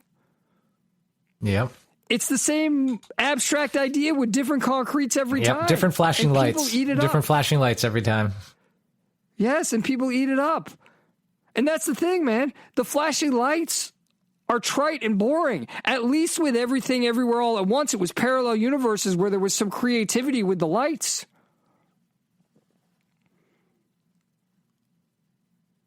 Likewise, Obsession. Okay, it's not an A24 movie, but this is an extremely low-budget horror movie. And I saw it because my wife said, let's see it. And there was nothing else, so I said, you know what, I'm going to see this. I think this might be about toxic masculinity, because I heard the premise. It was about, like, a guy who, like, manipulates a girl into being in a relationship with him. And I thought it was about his obsession with her. So I was like, this is going to be about toxic masculinity. But it wasn't about that. It was actually worse than that. Do you know anything about Obsession? No. Here's my one-sentence review. Obsession is a retelling of The Monkey's Paw with such unbearable characters that it's hard to tell if it's meant to be taken seriously. There was one point in this movie where it became so fucking absurd that I started laughing so hard that I'm convinced I wasn't supposed to be laughing that hard at it, and then the rest of the theater started laughing with me. So here's the premise. This guy is in love with this girl. He gets this thing that when you snap it in half, he gets it from like a magic shop. You snap it in half, you make a wish, the wish comes true. So he goes to tell this girl he loves her. He can't because he's a pussy. And then he snaps the thing and he says, I wish she would love me more than any person loved me ever. Or loved anyone ever. Now, this is where we get to the A24-esque stuff. William, you hear, I wish this person loved me more than any person loved me ever. If that wish became true, how would you expect the person who then loves him to act? Like sycophantic, right? I guess I would say. Okay, so you're taking the approach they're taking. Yeah, I would. The reason I am making, I would. Well, let me be clear here. I would say sycophantic and disgusting, right? Like you would be disgusted by. They would lose their autonomy. That would be the horror for me, right? Right, but that horror is a subjective, relativistic, emotionalistic, naturalistic portrayal of love. Is that what love really is? Yeah, exactly. We're talking about this woman becomes so obsessed with him that he leaves for the day, and she stands in the same spot all day till he comes home, to the point that the director shows that she has stood there and she has shit herself and thrown up on herself because she won't move until he comes home. No, that's not the direction I would go. See, I would be like, oh, this person loses all the things that I value about them, right? Like they become obsessed with me and don't ever like they lose their autonomy. That would be what I would style it as, right? They lose their autonomy. Well, like they're trying to. That's how people are trying to say it. People are trying to say this is a movie about codependency because she falls in love with him and becomes codependent on him. Yeah. But it's codependent to the point that like she murders another girl who the movie is trying to portray as who that guy should have actually been with. Oh. Why does it get to the point of murder for that? She cooks him lunch, and she cooks him lunch by preparing his dead cat. What does that have to do with it? It doesn't make sense on any level. Yeah. There is one interesting thing in this movie. Okay? The one interesting thing in this movie is at one point, the girl goes to sleep. And he's sitting there watching the girl sleep because he can't go anywhere or do anything. Like, one of the scene that I started laughing at was at one point that he was trying to, like, get out of bed when she was in bed. And then she started flipping out and running around the room and making noises and stuff. And he was getting all scared. And it just looked like she was having, like, a mental breakdown. And it wasn't, like, scary to me. It was just like, this is fucking stupid. And I don't know if I was supposed to laugh at it or not. Some people are saying it's a horror comedy. I don't think it's supposed to be. But so in this one scene where he's watching her sleep, suddenly a voice comes from the girl, and the girl says, "Kill me." And he just looks, and the girl says, "It's asleep. Don't wake it up. Kill me. Kill me before it wakes up." And at that point, there's like a demon had taken her over, and she was still aware that the demon, or she was still aware of everything that was going on. So it was like the demon was forcing her to act in this way. But nothing was done with that for the rest of the movie. Huh. It just ended with everybody dying. Like, wouldn't that be an interesting direction to go in, where he realizes that he has to free her? Yeah, but nothing was ever brought of that again. Are you sure this was an A24 movie? Well, that's what I'm saying. So this is literally one of the worst movies I've seen in a long time. I give it 1.5 stars out of 5, just because it is a movie. Look, you can't argue that the girl didn't give a good performance. No, bro. This is a just no. This is just no. This isn't even a no, bro. This is just no. Okay, the next movie, William. And I'm interested because you always hear things about movies like this, William. Yeah. Masters of the Universe. Have you heard anything about this movie? The only discussion I have seen is discussions of the trailer. I had not seen any discussions of the movie. So I'm interested to see what you thought about it, because obviously I grew up on He-Man. The only rumor I had heard is that they kind of went sort of MCU jokey, and yes, they did that can work, but that it didn't work in this case. That is the only thing I have heard. That is the weakest point, is not all the jokes work. Some of the jokes are very funny. The way I would describe that is this is sort of like Man of Steel meets Guardians of the Galaxy meets Deadpool. Okay. And that works on some ways and doesn't work in other ways. The reason I say it's Man of Steel is, and this is going to sort of give you the direction I'm going in with this review, because I haven't read my one sentence yet. And it's a long sentence, but it opens up, man, with prologue. So you know how Man of Steel opens up with the long Kryptonian epilogue? Yeah. Or prologue? Sorry. It's the same thing here. It starts on Eternia, and it shows Skeletor taking over Eternia in the same way the destruction of Krypton is shown. And it shows Prince Adam leaving Eternia in the same way that Clark is shown leaving Jor-El, or Kal-El is shown leaving Krypton. And through much of the movie, it made me think this is about as close to a Zack Snyder movie in theaters as there's been for a long time. Because remember, Rebel Moon wasn't in theaters. Army of the Dead wasn't in theaters. This made me yearn for a Zack Snyder movie in theaters. And it made me think this is the closest we've gotten in a long time. Now, there is a elephant in the room here. How can a movie about He-Man and masculinity exist in the year 2026, especially as an Amazon product? Well, I will read my one-sentence review and then go into it. By the time Princes of the Universe kicks in, you've either accepted that you're part of the movie's intended audience, or you're waiting for the otherwise unnecessary scene in which Adam learns that what makes him a better man than all the champions before him is his empathy. Now, you hear that review, William, and you think what? Was he toxically masculine? I'm on the edge of my seat here. No. So what happens is he was a runt, and he was sent to Earth. So he couldn't fight. He wasn't taken to his training.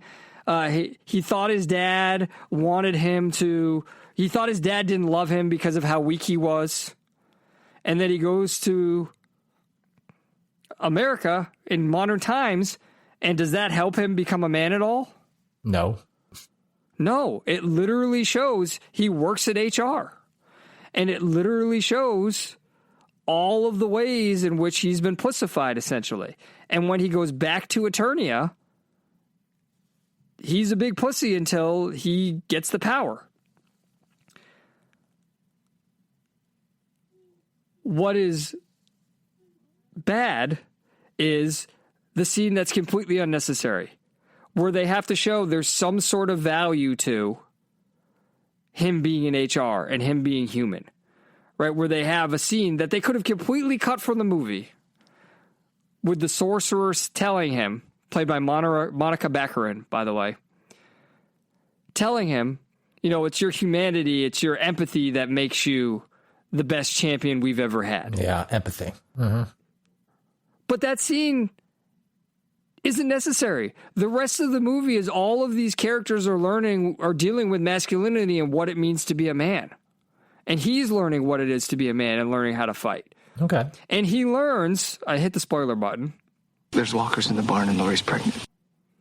He does learn there's value to his talking, where he has to get the Masters of the Universe they're all stuck in a jail cell together, and he has to get them to work together to break out and then go fight back and take back Grayskull from Skeletor.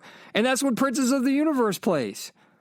And it's an amazing scene where they break out and then Princes of the Universe starts playing. I mean, early in the movie, too, when he's stuck on Earth, he tries to steal a sword, and the cops arrest him, and they take the sword, and they're driving him away, and they're like, "Who are you, the Highlander?" Making fun of him. Like, dude, people aren't making this movie unless they're fans of that genre and fans of the 80s. And so he uses his talking to get all these people together and to get them to work together. But then at a certain point, Man of Arms even tells him, what are you going to do when you come up against somebody you can't talk to, that you can't reason with? And if you had to guess, William, at the end, does he try to talk to Skeletor or not? Well, he's got to try, right? He tries. And does Skeletor try to talk to him? Probably not. No, Skeletor literally says, and this is where we get into the Deadpool stuff, right? Skeletor says, I'm the villain. I'm the bad guy. I'm not going to talk to you. Yeah. I want to defeat you because I need to be powerful. I need to be a god. And so they fight. And he says that. Nice. I tried to talk to you. Now I know I have to fight you. Do you see how the scene with the sorceress was completely unnecessary? Yeah, that could have been it. Yeah. And it holds the movie back. And the humor being uneven holds the movie back. I hate to say this because I sound like such a Zack Snyder fanboy, but I guess I am. I mean, I got his production company logo tattooed on my arm. This is what you get when Amazon Studios or somebody else tries to make a Zack Snyder movie. The only way this movie could have been better is if it was made by someone like Christopher Nolan or Zack Snyder. I think Nolan and his British sensibilities would have made it too dark. I do think the campiness of the 80s is necessary for this movie, especially with the absurdity of it. Right? I mean, you're taking medieval castles and swords and you're crossing it with Star Wars, essentially. Funny, we started talking about Stargate at the beginning. Yeah. It's very Stargate-esque, is it not? Yeah. And I think the people who did this did the best they can, but I question if Amazon made them put that scene in and made them put the stuff about empathy and stuff in it. Because if you watch the stuff in the office building, it's making fun of all that culture and everything. I had a great time. Look, honestly, I'm going to ask you right now, if you had to guess what kind of how many stars do you think I'm going to give this? I'm going to say 3.5 stars. So I've been pretty good with my description here. I actually give this 4 out of 5 stars. Oh, wow. Okay. This is a bromantic movie. This is I was on the border. I was on the border. But as part of it, that this was a palate cleanser from Obsession? No, because I had a full week between okay. Dude, you know what I'm doing now? I'm watching House all the time. Oh, okay. So, I mean... so that cleanse your palate in between... Right. And also, honestly, man, I'm so immune to this stuff now. Yeah. If look, if you want to desensitize yourself to A24 and all of that, watch I Saw the TV Glow. Okay. That's as bad as it's going to get. That's as disgusting as it's going to get. Watch that movie. And I think I reviewed that on this show before. It literally, do you remember when I said this, that I was watching this movie and the movie was so incoherent. Thematically, it was incoherent. I was like, why are we watching this?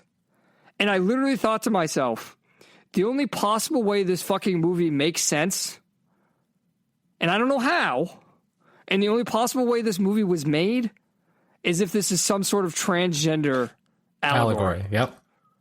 And guess what it was? It was that. A transgender allegory. Now, did I figure that out from watching it? No, I figured that out from context that I inferred how else could this movie have been made. So if you want to, now I want to be clear. I'm not saying a movie about transgender people or a transgender person will necessarily be bad.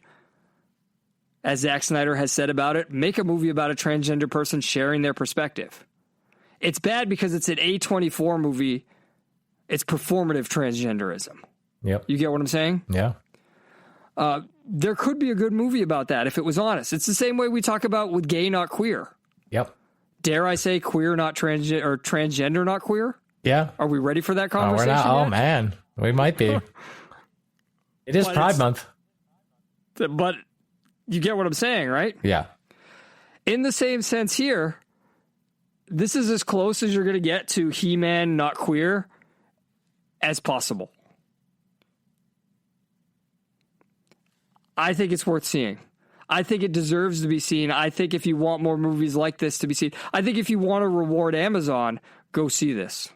All right. I just wish they didn't sneak in that bit about empathy and everything. But, I mean, in that sense, William, doesn't that make it more 1990s than it does 1980s? Yeah. 1980s wouldn't have had that bit about empathy at all. Yeah. Yeah.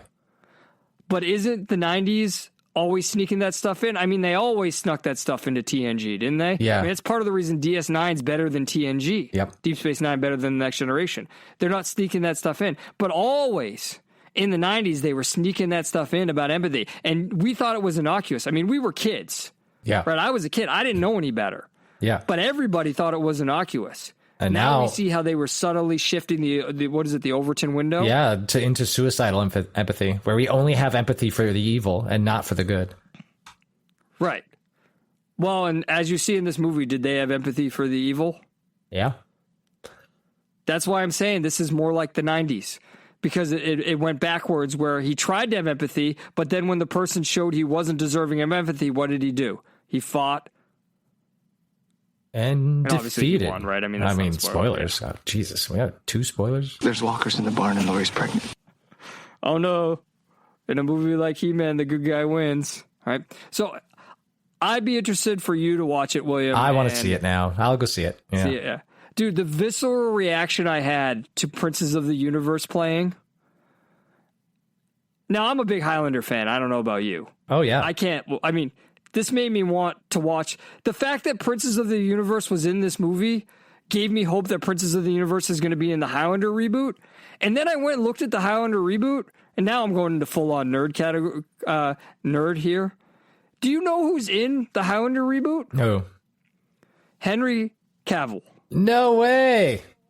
He plays Connor McLeod. All right. Russell Crowe. Okay. Dave Bautista. 100%. Jeremy Irons. Could you tell me 100%. what all these actors have in common?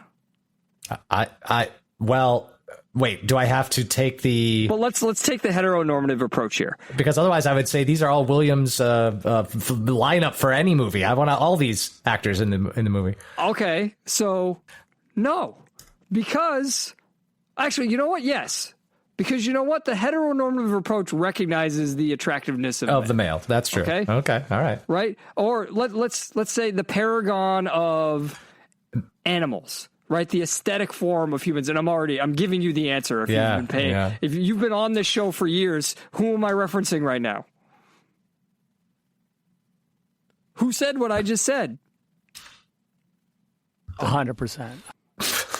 How do I have a drop? Yes. Yes, no, that's the correct draw. Yeah, I know. I They just were had to all be in Zack Snyder's Justice League. Oh, No, not his Justice League, but they were all in his movies, right? Yeah. Batista, Army of the Dead, Jeremy Irons, Batman vs. Superman, and Zack Snyder's Justice League. Yep. Russell Crowe, Man of Steel, Henry Cavill. We know he's in all of them, right? Yep. This is essentially a Zack Snyder cast, and it's directed by the guy who directed John Wick. If you wanted people to make Highlander, wouldn't it be those people? Yep. Oh, 100%. And we're talking about the old... Well, that, I think Mark Wahlberg and the Overton window we're talking about right now is going to be part of this shift when we talk about the trailers in a second. But if we're talking about the Overton window sliding, don't we need a movie like Masters of the Universe to keep going back in the correct division? Yeah. It's not going to be in correct direction. It's not going to be all suddenly everything's good. Yeah. Right? There's going to be stuff in the middle that has some remnants, yes? Some leftover empathy. Right. So hopefully, because John Wick didn't have any of it, right? No.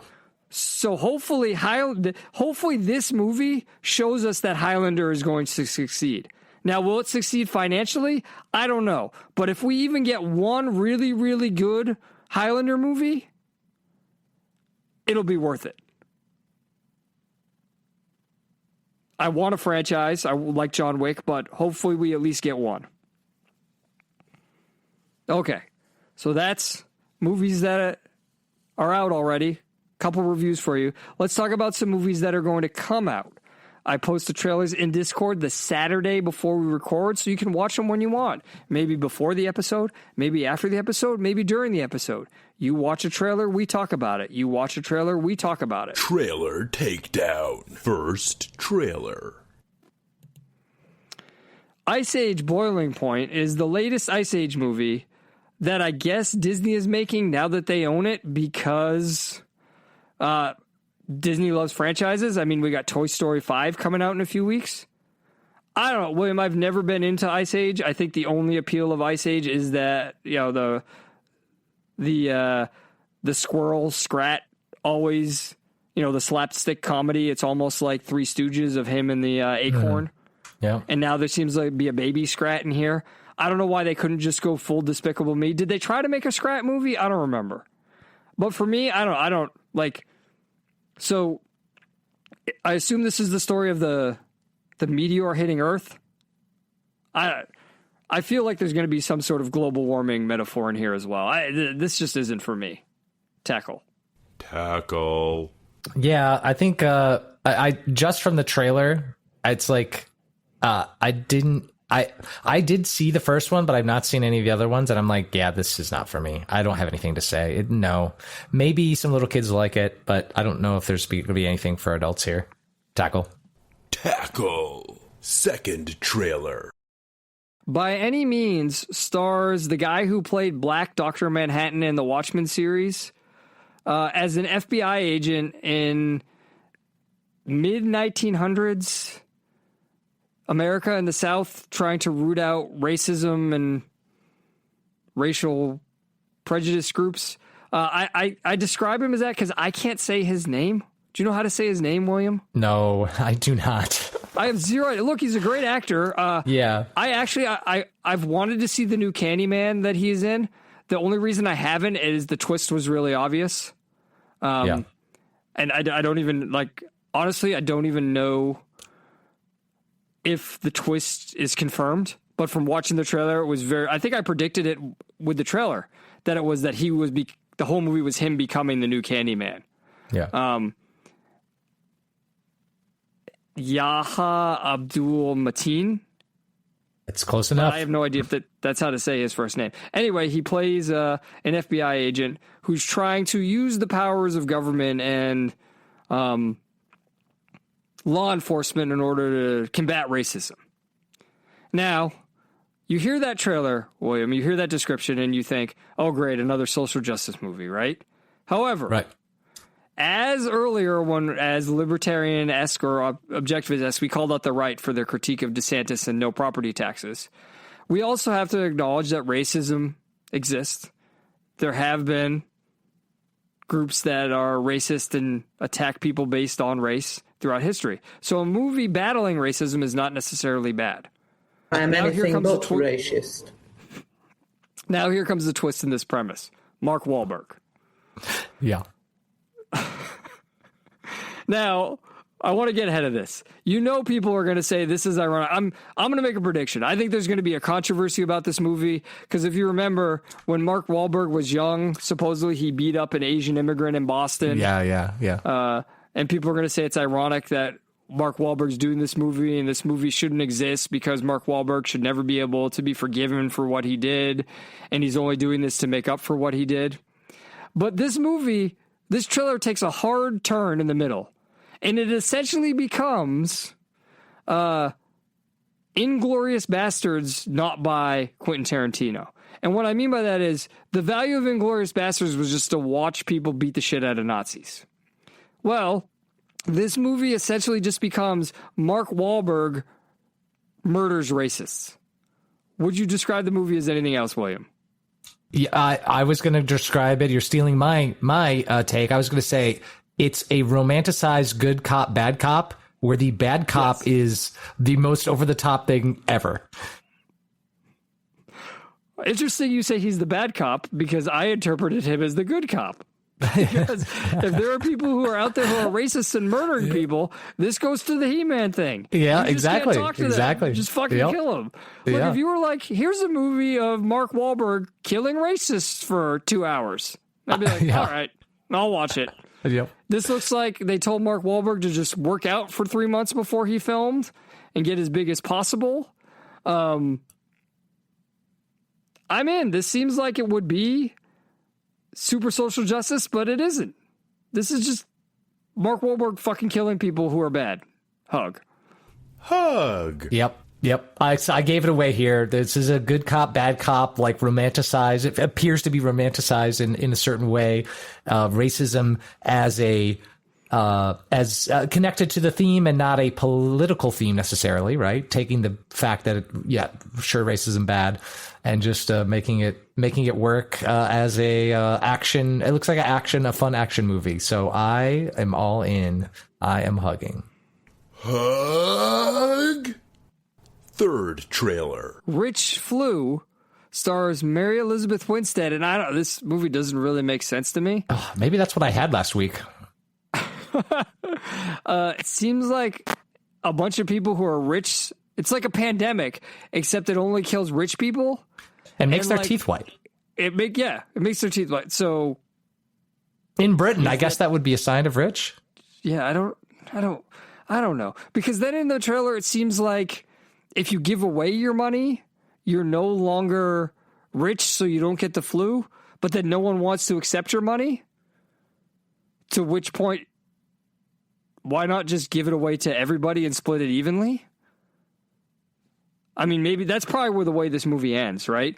Where all the rich people figure out if they all get together. We distribute all wealth, and we all live happily ever after. Equally among all 8 billion people, nobody is rich, and therefore the flu is eliminated. That has to be the way the movie ends. It's the only way it can end logically, yes?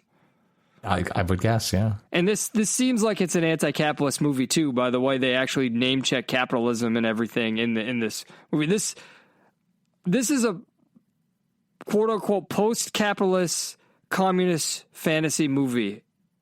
Tackle. Yeah, it has explosions and some action. That's the only other thing I can add to the review. Other than that, it looks just like pretentious slop. Tackle. Fourth trailer. Black Box is I think it's a horror movie. I'm not sure, but it's like sci-fi fantasy horror where in midair a plane interacts with an alien who it reminded me of. Did you ever see The Faculty with Elijah Wood and Usher, William? No, I don't think I saw that movie.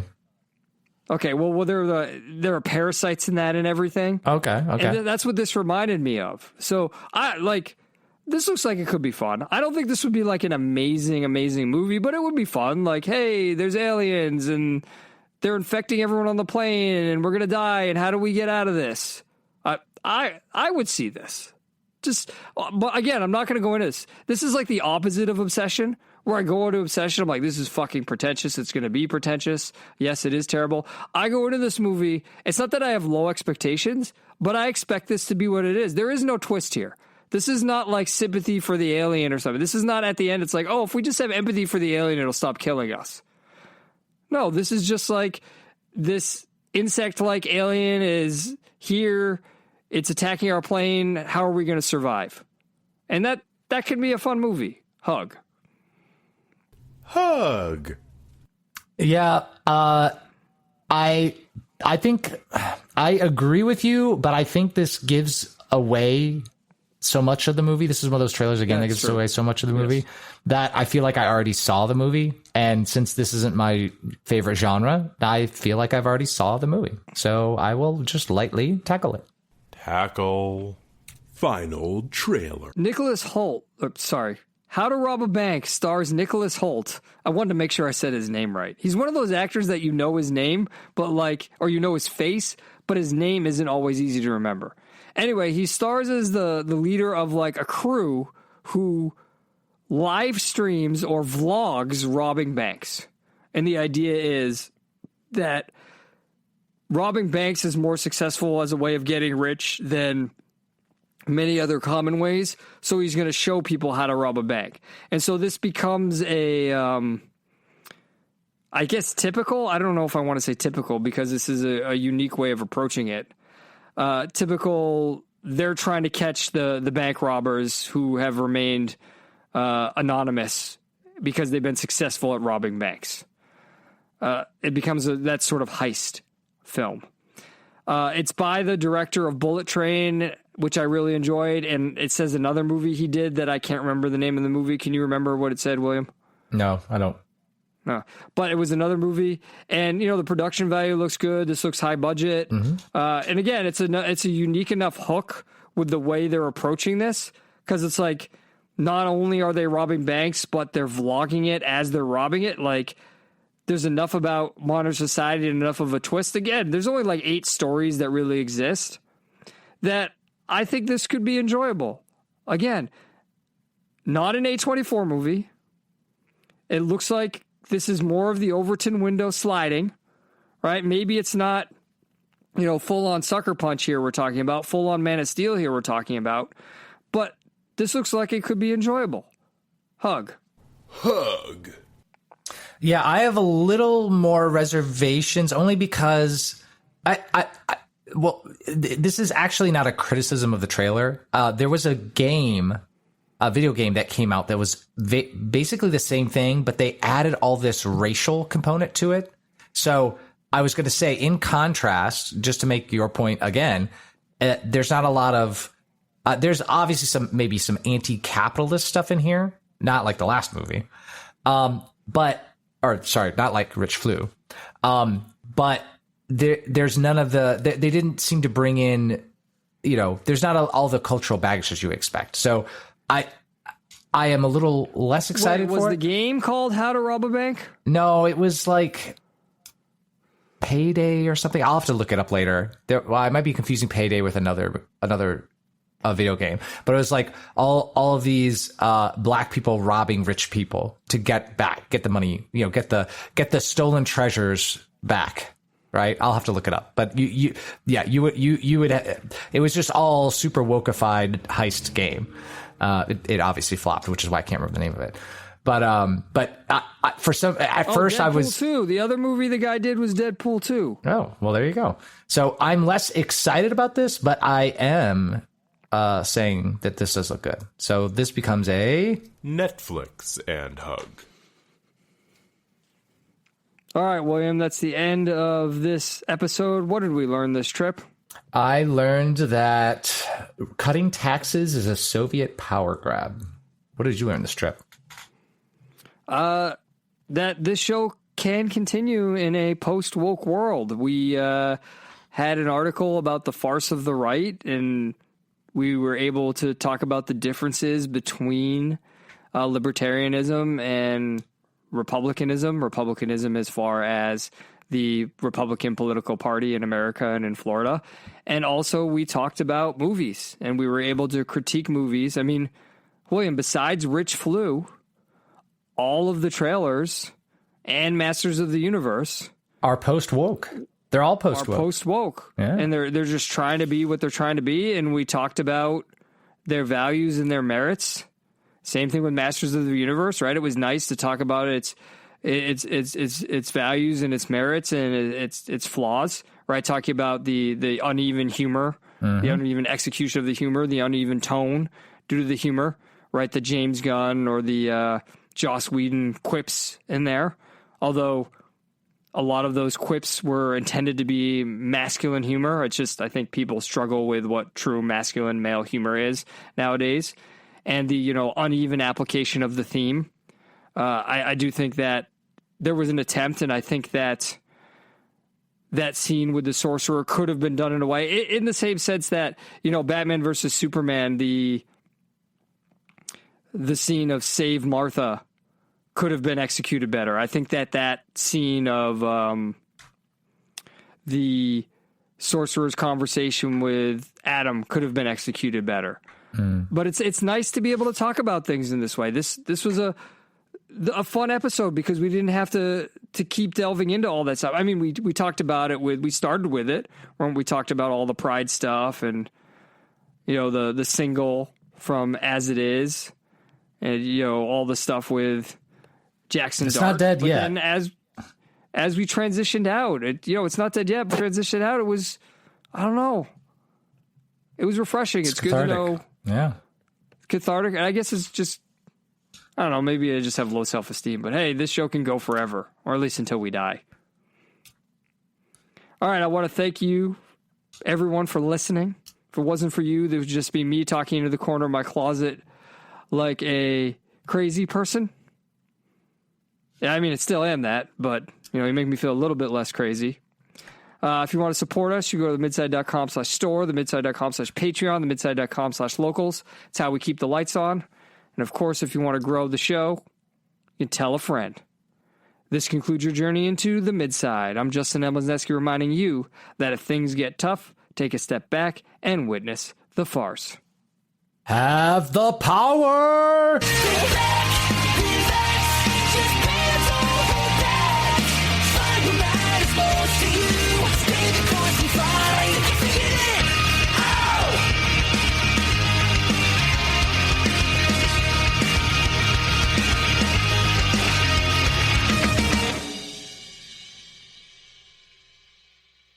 Was Oracle in the movie? He was my favorite little character from the cartoon. There is a scene with him, and that's all I'm going to say. Oh, okay, good.